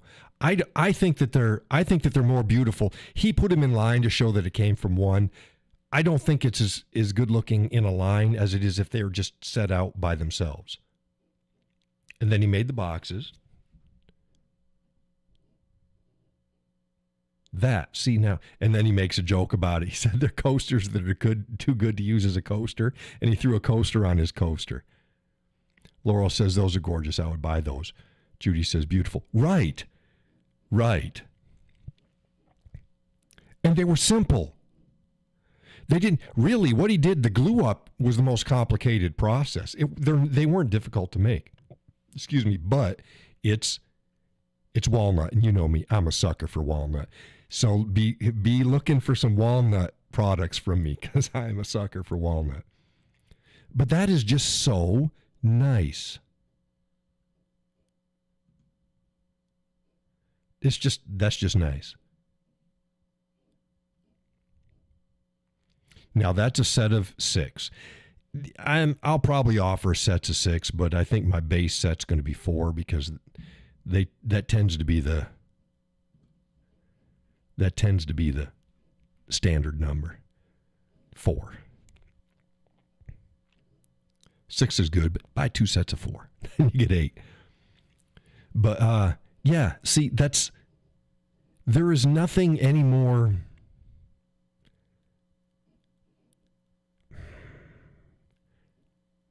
It wasn't overdone. It was done right. And they just look so nice. The customer that would buy these, I want them to buy my products. I'm going to focus on good engravings, good inlays. I've been doing. I'm always 50 steps ahead. I've been looking at engraving inlays using veneers. Ooh, yeah, that's taken a laser engraving to the next step. Plus, you can add the two. You can do engravings and inlays in the same project. So yeah, it's just no. I'm not going to be like full blown. The first product out is going to have all the tips and tricks to it and every. No, I got to learn the process, but everything that I offer, it's got to be right.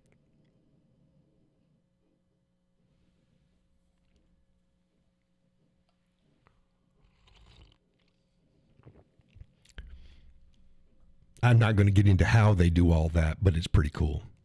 It's pretty cool. And I showed the missus, and she's like, "Oh man, yeah, that's cool." Yeah, yeah.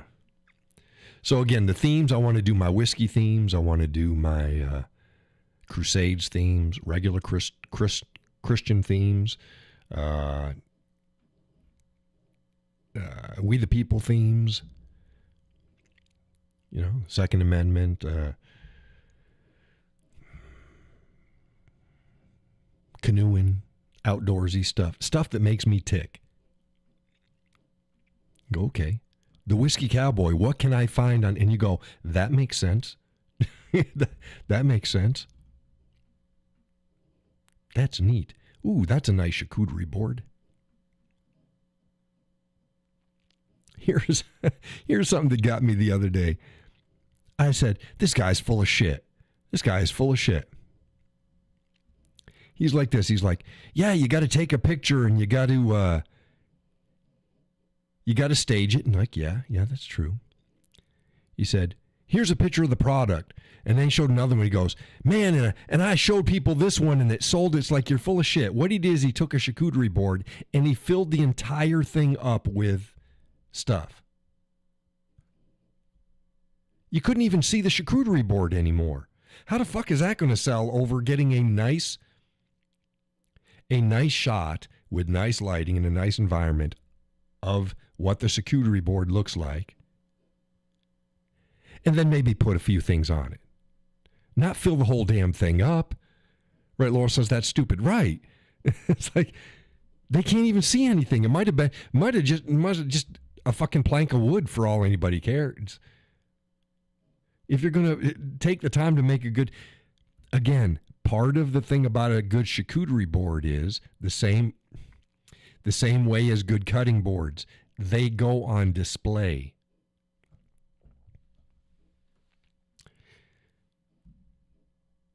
More so charcuterie boards. People buy charcuterie boards and never even use them as charcuterie boards. They just put them on their wall. They hang them. Good enough by me. But, yeah. Here's another thing that people aren't doing is they're not seasoning their boards. Season your fucking board. Whether it's a cutting board or a charcuterie board, fucking season that thing. It's just fucking oil and wax. You can buy it, or you can make it. And do it before you sell it. Don't just do it before you sell it.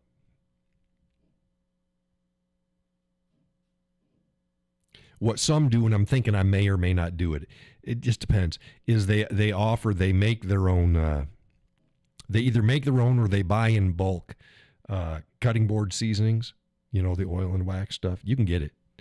And then they just repackage it in smaller bottles and they supply it with, people can either buy it when they buy it, or if it's a really expensive one, he just throws it in free. I think that's a good idea.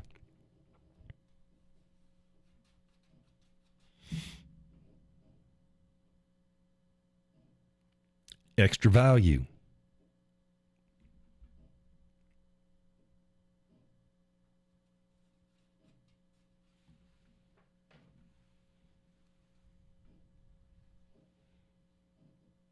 Let's see here.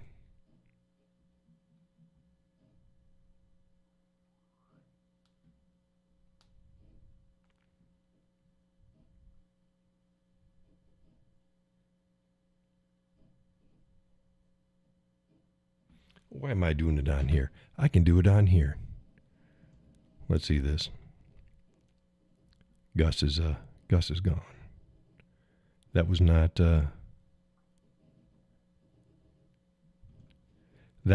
nice of me.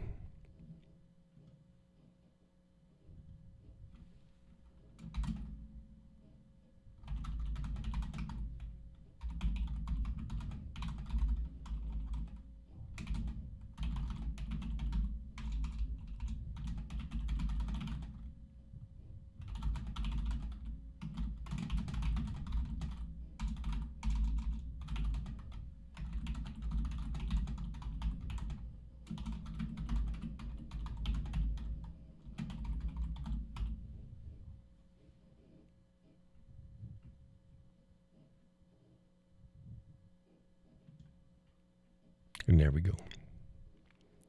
Sent off an apology. See, if I do wrong, I try to do right.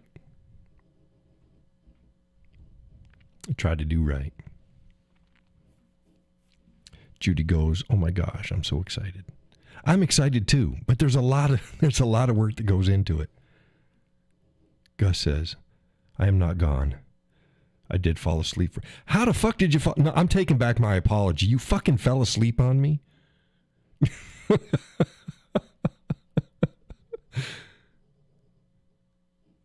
Gus, I'd rather you just fucking walk off. He fell asleep. I'd rather you get all pissed off at me and said, "Fuck this. Fuck John. Jesus, I didn't deserve that shit." And then walk off. And then wait for my apology. No. He's like, "I didn't go. I just fell asleep. You boring fucker." He says, "Hey, I've been sick." No, I don't want to bite you. You're rotten. You've been sick. You and Sally both. You need to stop it. Now, me and the missus, we haven't been sleeping well either, but for different reasons. We're not sick. Well, that's not true. We got a stomach bug that it runs through about every other day. So I don't know what the hell it is. Laurel says, "Well played, Gus." Oh, goodness.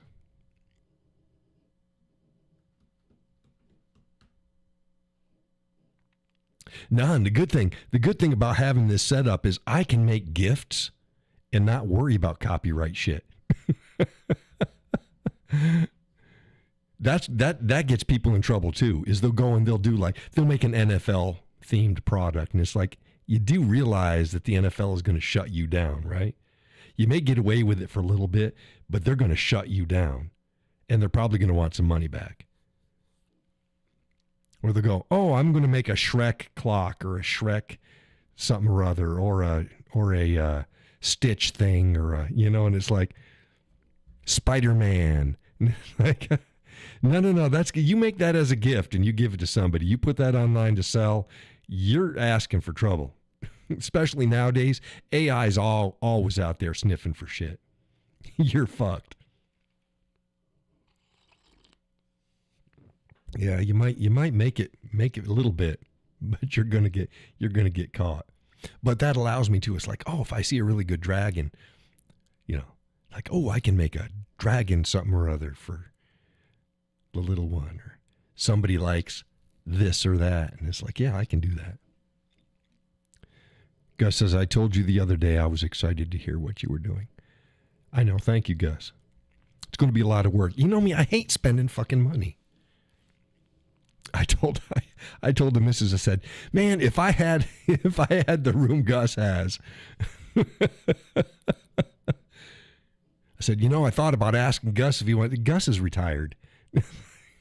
Gus is retired. No, I'm not going to send a bunch of equipment over to Gus's and drive over to his place every day and start whipping out products. No. Oh, no. Nope.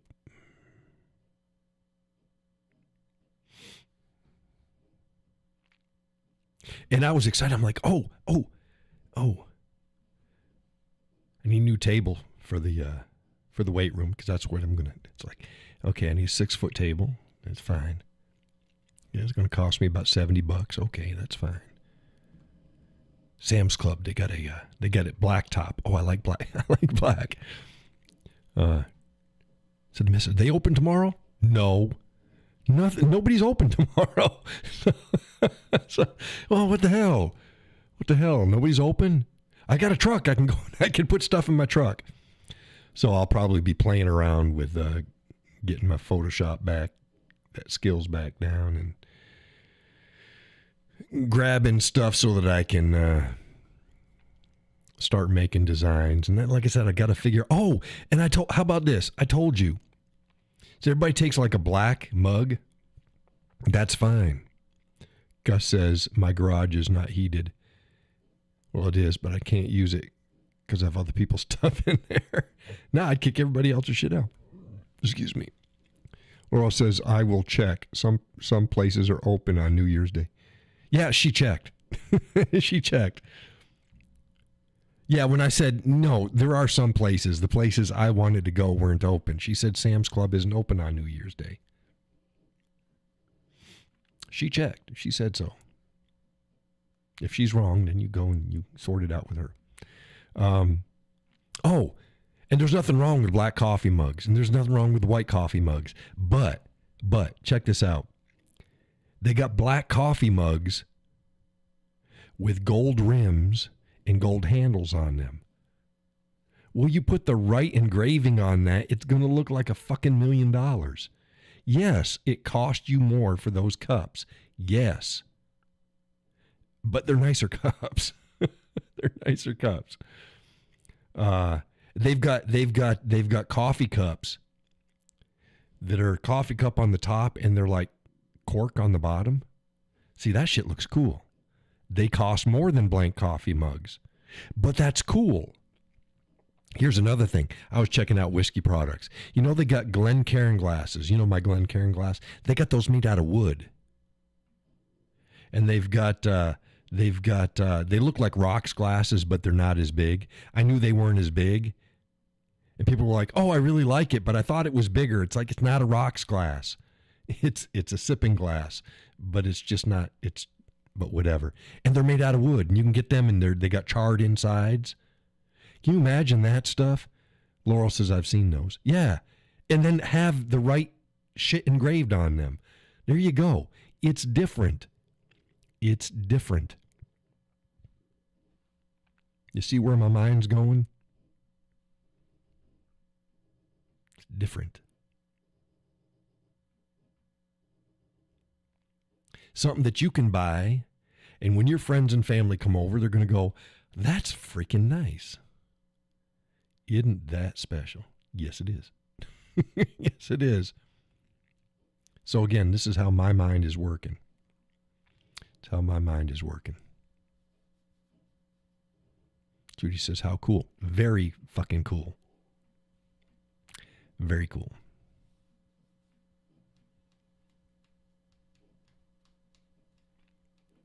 But it's also something you don't want to fuck up when you're making it. Like, yeah, I can't afford to. There's going to be lost product. It's just the way of things. So Laurel says, I have a couple whiskey bourbon drinking friends. Well, there you go.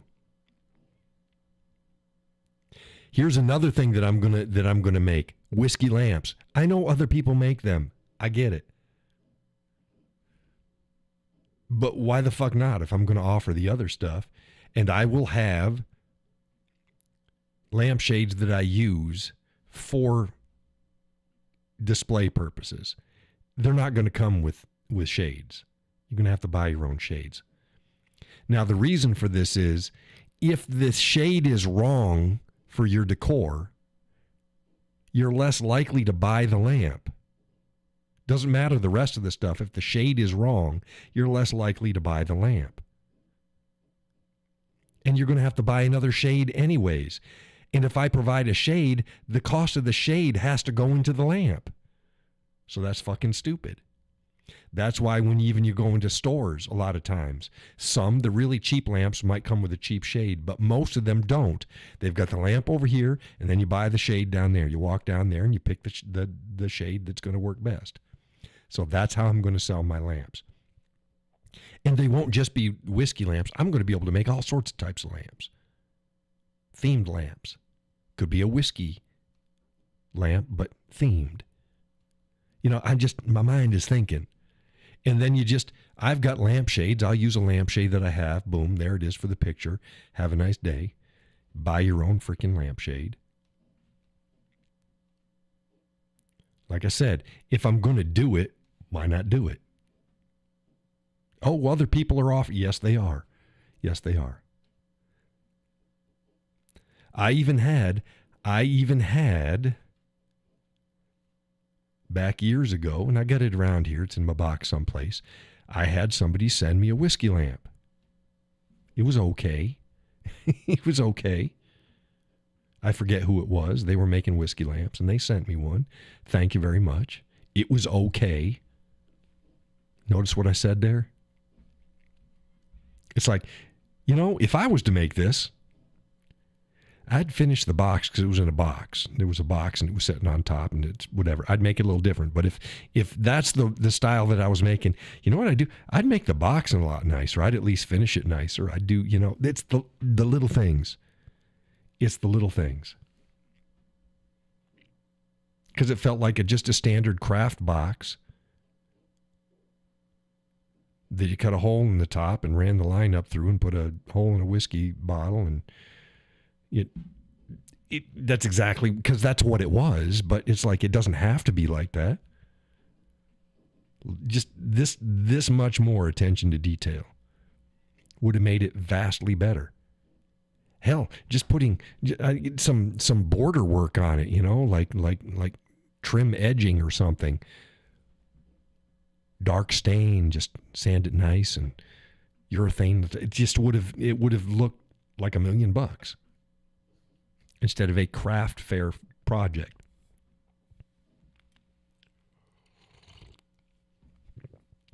I want people to get my products and go, this is nice, not, yeah, this looks like something I could do in my backyard, my garage.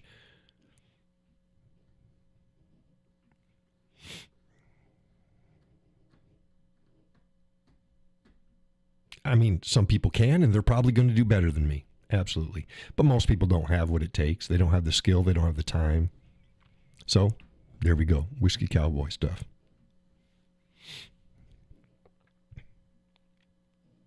Keychains. Going to offer those just because I can't not.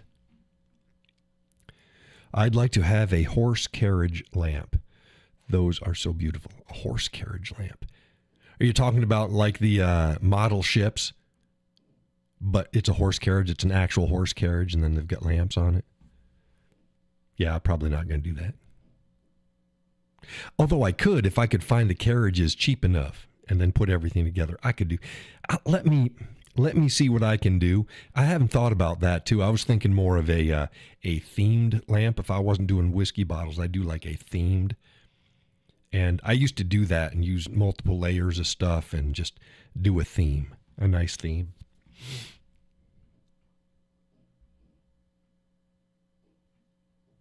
But yeah, I can go in just about any direction. If I get burned out in one direction, I go to a different direction. I just go to a different direction.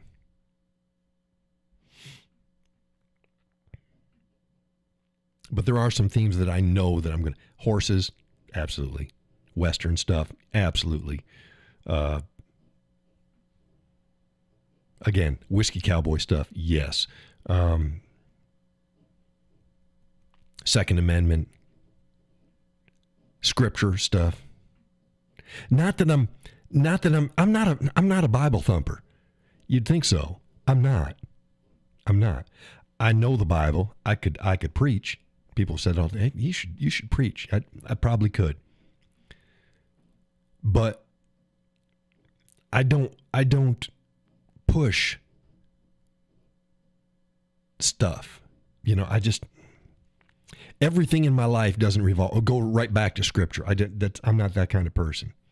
That's why I posted up on Facebook. I had written up an article about it because I had put about me, but I forgot to say that I was a Christian. I thought everybody knew I was a Christian. And then other people were upset that I don't. My philosophy is, if you don't need to use scripture to make your point, don't use scripture. And people are like, wow, no, it's because, no, fucking stop it. If you don't need to use scripture to make your point and to get people to change, don't use scripture. And why? Why do you think that I don't throw God and scripture out there for every fucking problem that we have? Oh, I could do it. I could do it. Why do you think I don't?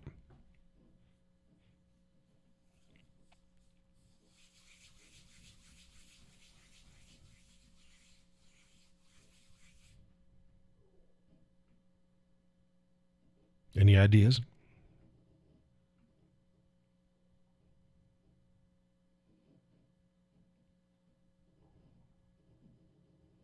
I'll give you a hint. Let's say you're talking to somebody and they start throwing in, they talk about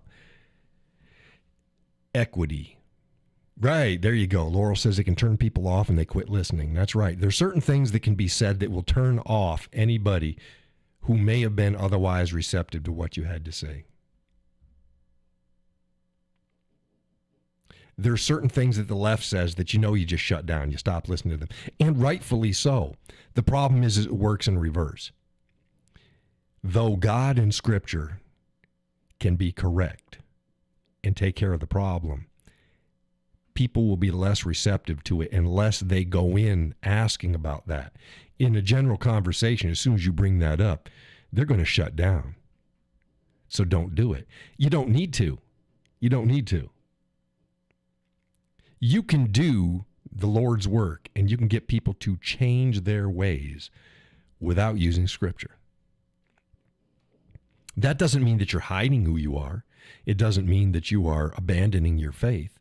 It means you're going about the issue backwards. Instead of trying to get them to believe and to convert and to do what God says because God says to do it, why don't you lead by example? Show them in other ways that they're receptive to hearing.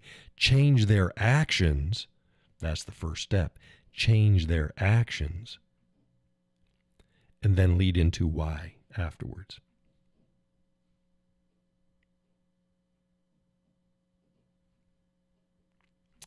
Different way about it. So that's why I don't lead with it on my page. I don't shy away. I let everybody know I'm a Christian. I post about God every once in a while. I mention Scripture every once in a while. But you'll notice whenever I mention Scripture, I'll also go, and you don't even have to believe in God or what Scripture is saying to see the truth in the matter. Ooh, see, different way around things.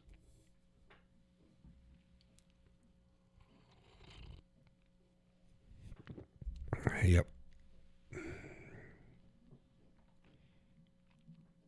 I also don't like passive-aggressive, holier-than-thou bullshit either. Boy, I've let into the people in the last couple weeks about that shit. Like, yeah. I don't play that game. I'm not that kind of a Christian. The whole judgment. Oh, I don't think it's my place to judge. And it's like, if you didn't think so, you'd shut the fuck up and keep scrolling. It's that simple. Don't virtue signal in front of me. I ain't buying it. Ain't buying it. And here's another thing. Even those motherfuckers, it's not my place to judge, or I don't like judgment. Bullshit. Ain't a single person out there that I know of doesn't like positive judgment. Nice positive affirmation. You know that's judgment, right? You did good. Oh, you look so nice today. I agree with what you did. I think your lifestyle's good. That's judgment. They got no problem with fucking judgment. Hey, Johnny did really good today on his art project, didn't he? I don't know. It's not my place to judge. You ever hear that shit? No. No. Hey, didn't Susie look really good at the office party? It's really not my place to judge. People don't have a problem with judgment. They just pick and choose what they have a problem with judgment about. If it's honest discernment that's in the negative, which is needed a lot of times, oh no, holier than thou. No, I can't do that. It's not my place. It is your fucking place. We as a society, society is built off of judgments. You realize that, right? Interactions, positive and negative. If it wasn't judgment, you could do anything you want anytime and you get the same outcome all the time. No judgment. No, it doesn't work like that. Of course it's judgment. Interactions on every freaking level is about judgments all the way down the line. All the way down the line. Now, what you do with that judgment, and whether it's a fair and honest judgment or not, that's another story. Like earlier in the show, people can go, somebody asked me, somebody pointed out on my post the other day, they're like, excuse me, coffee. Yeah, you wouldn't like people to judge you. It's like, yeah, I do. The only thing I ask is you judge me fairly and honestly, and the same standards you judge yourself with. That's all I ask. I got no problem with judgment. If you don't judge me, you're a fucking idiot. Really. If you meet people and I don't care if you met them for the very first time, you're starting to make judgments. From the minute you see them or hear them or smell them, you're making judgments. And anybody who says otherwise is a lying sack of shit.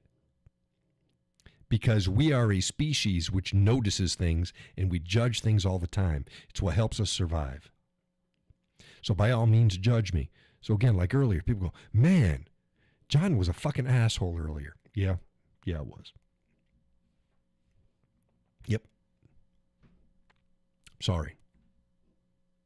I'm a passionate man. I'm a passionate man. But I'll apologize. But I don't get pissed off if somebody judges me. I get pissed off if they judge me without, people do that all the time. They'll read one fucking thing of commentary of mine, not even address what I said, judge me as a person, insult me as a person, and then make straw man accusations and battle shit I didn't even say. That shit pisses me off. Hey, if you actually have a disagreement with what I said, fair enough. Fair enough. You can be wrong.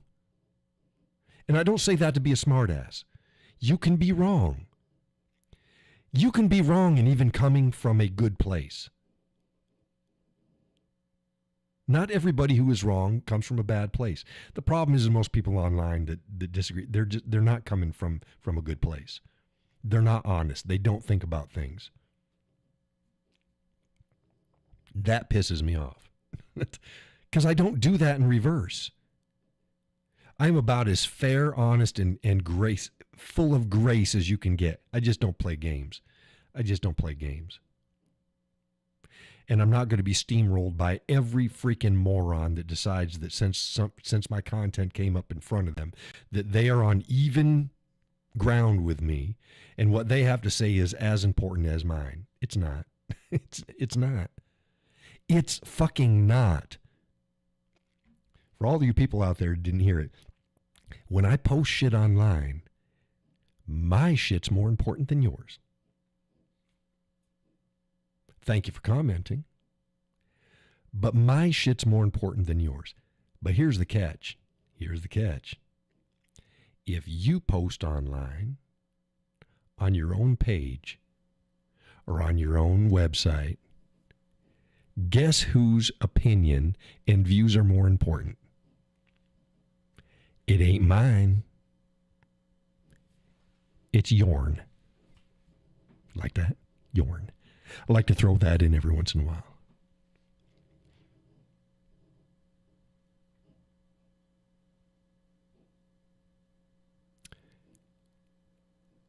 So again, I hold the standards equally. Same as knowing when to shut the fuck up. I hate that. People don't know when to shut up. Time and place. Your house, keep talking. If I don't want to hear, I'll just walk out. Your business, same thing. Your rules, it's you. My house, my business, my page, mine. Yield to me. I'll be gracious. But when I say enough's enough, just shut the fuck up. I'll even leave your shit up. I don't care. Leave your fucking article, your arguments up there. Leave your stupidity. I don't care. It's done. I'll let everybody else decide. Chances are, most of the people that come to my content, they're going to look at your shit and going, man, you're fucking stupid. I'll leave it up there.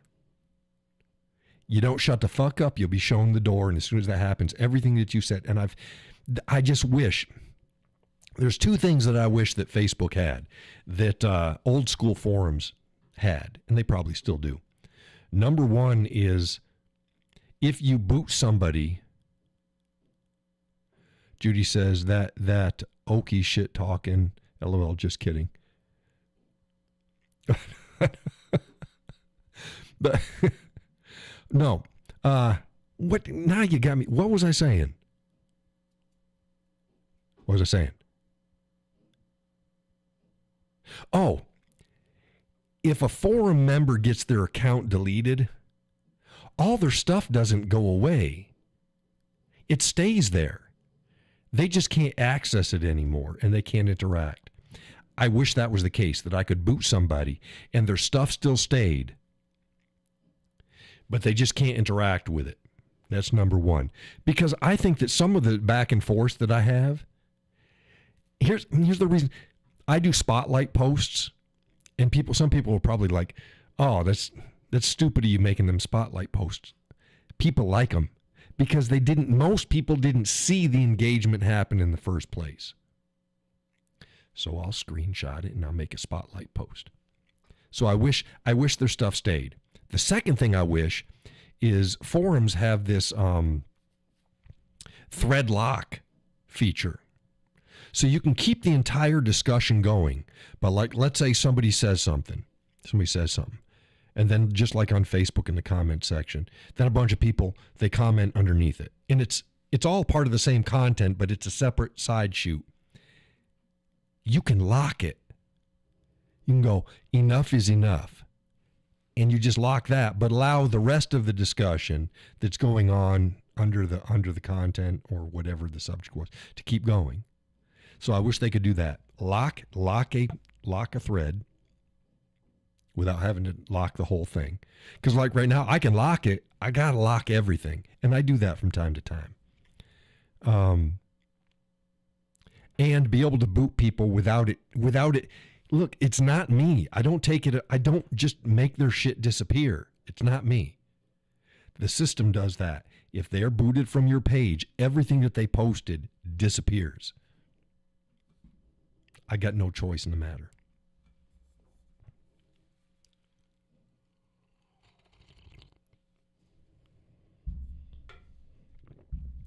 So that's that. Those are my two Facebook things. But yeah, time and place. It's my ring. It's my page. It's not ego. It's I'd be a bitch. And I think the same thing. Anybody who has a page, unless they just don't care, if they just want interaction for interaction, anybody that lets somebody come to their page and talk shit to them, it's like coming to your house and talking shit to you. I don't put up with that. You're going to be shown the door. You're going to be shown the door politely the first time, and if you don't get up and move, I'm going to fucking throw you out. It's just the way it is. Same way as if I'm at your house. And if we can't, I'll just drop it. I'll just stop. I'm not going to come to your house and shit on your countertops and shit in the middle of your living room floor, and I'm not going to disrespect you in your house. If I feel the need to disrespect you, it's time for me to leave. And I'll leave. Hey, it's been real. I got to be going.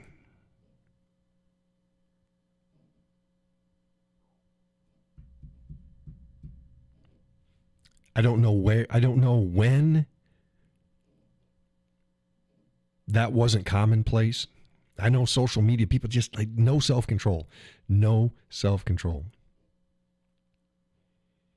In the real world, man, people used to get their teeth knocked out. And you found out young. Is what it is. Hey, it's 10:15. So yeah, I didn't check when the when the machine's getting here, but it should probably get here within a week. Should. We'll see. To let you an idea, I didn't have to pay for shipping. It's free shipping. It's that expensive. So yeah, it's a nice machine. I am stoked. So I'll be spending a bunch of time working on that stuff. I'm still going to put out my content, still grow the follower base, still try to get more people to donate monthly. The more people that donate monthly for my content, the less time I have to put into the side thing and the other stuff. Check the tracking number and let us know, says Laurel. Yeah, I'll get back with folks. Judy says social media changed everything. It changed a lot of things.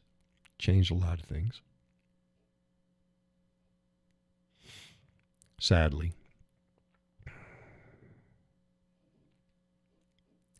Gus says my phone is screwing up. It keeps dimming and it's almost impossible to read. So I'm calling in tonight. Happy New Year's, everyone. Have a great start to. Yes, thank you for the for joining the show tonight. I know you and Sally aren't feeling good. Please feel better. And again, accept my most honest apology for the way I handled earlier in the show. It was not becoming, and it was not appropriate. Doesn't matter if I was right in what I said. The way I handled it was wrong. It was wrong. So I apologize. Let's see here. Oh yeah, Laurel says yes to Judy and Happy New Year's to Gus and Sally. Indeedy.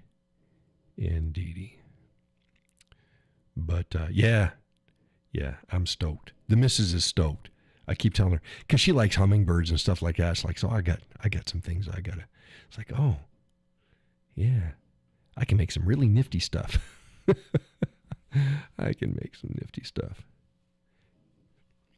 And I could even do stuff that she likes because she's a gal and offer them up for sale, but I can customize them special for her.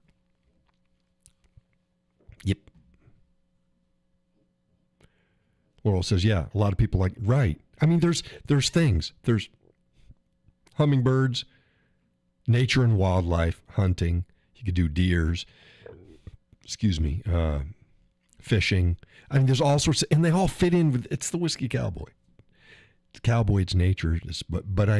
So look to find some interesting things. I want to work my own flair into, I really like, I'm Scottish. So throw some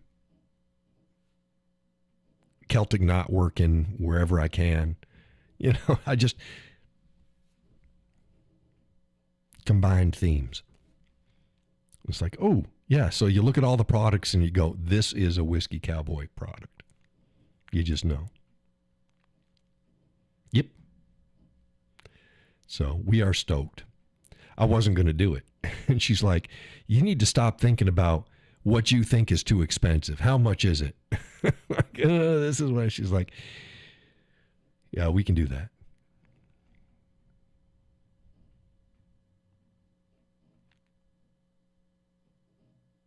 So we'll see. And when I get new products up, I'll be posting them up with nice pictures. And I'll be able to do like videos and stuff too. It's like, because Instagram likes that. And the shorts like that. It's like, oh, that's nice. Yes, it is. I could do a lamp, a whiskey lamp, where you can store your Glencairn glasses on it as well. It's like, oh, that's cool, because you turn on the light and then it's just, so it's like, what the hell? Laurel says, I have a friend in the UK that is Scottish. Judy says, I'm looking forward to adding to my decor. Yeah, well, I'm looking forward to folks adding to their decor. So like I tell people, if you want a particular theme, just throw it my way and I'll see if I can slide it in there. Particular theme, particular product. I'm going to like to do some smaller stuff too because they ship better. I think like some desk clocks or mantle clocks, but the small ones, 3-4 inches only, but with the right theme and stuff around. I think that those would be nice. I know they'd be really good on a desk. Here's your clock, a theme, and place to put your pens and stuff like that. And the Whiskey Cowboy themes on it. But, yep. Well, it's 20 after. I'm getting pretty tired. I may or may not be awake come midnight. That's an hour and a half from now. But I'm on the East Coast. A bunch you aren't. Have a safe night. I know those that were joining the show and stuff. They're home. They're not out doing something foolish. So that's fine. Enjoy. Get some sleep. Start off the year.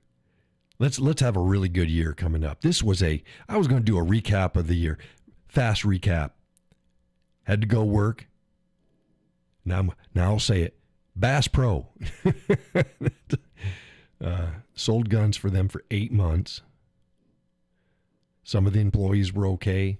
Yeah, some of them were dipshits. Management had their heads up their asses. They got a problem.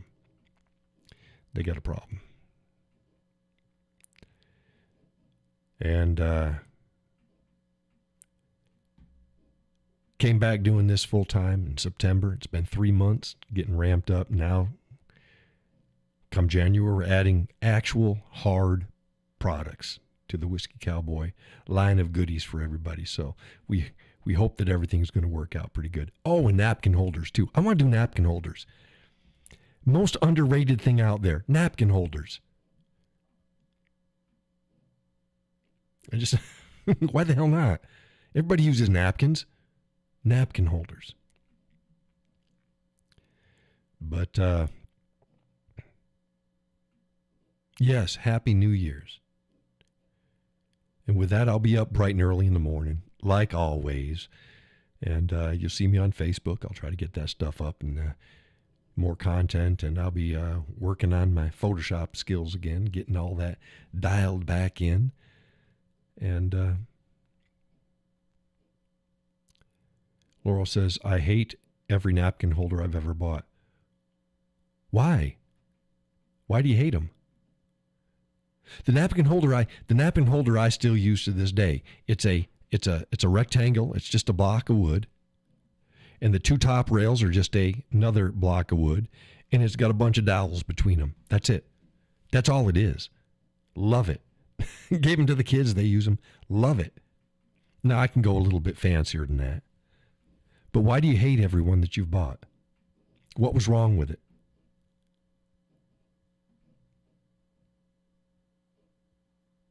Now, I got to admit, the napkin holder usually goes, it's full to half full, but we usually have a stack of napkins anyways.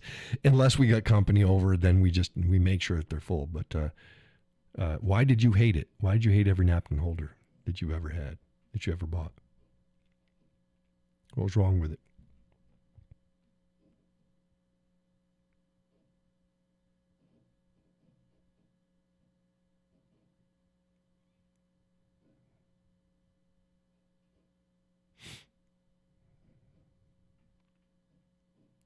They just don't look right. They have the stupid lever thing on top. What's a lever thing on top?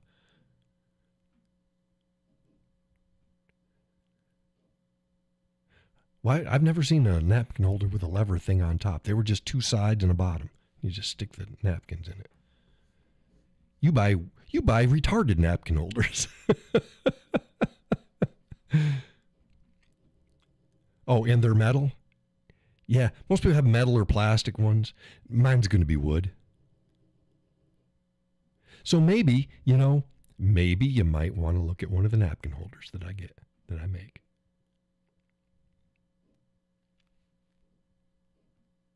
We'll see.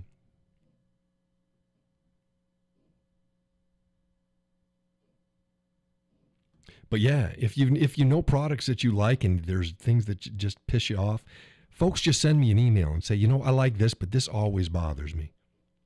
It holds the napkins down. I would prefer wood. Get crackling.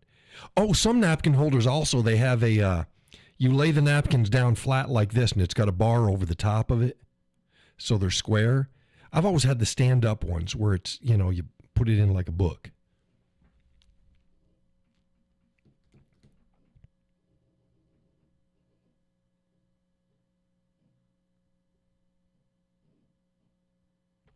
Of course, doing the ones that have the bar. I might even work up some of those anyways for the people who like the retarded ones. But I prefer the stand-up ones. They take up less space. They just take up less space.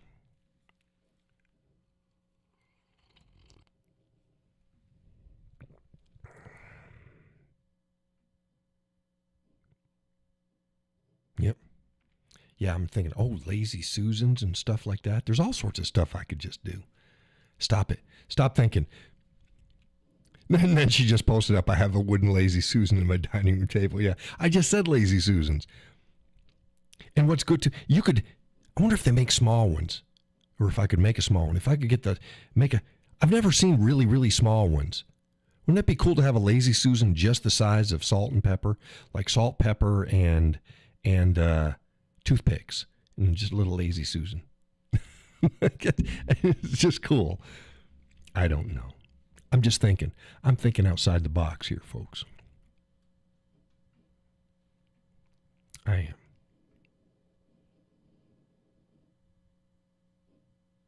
So yeah, this is the way my setup's going to be. It allows me the flexibility to just go in any direction I want to do without having to invest all sorts of time and energy and buy 50 billion of anything, any given thing at a time.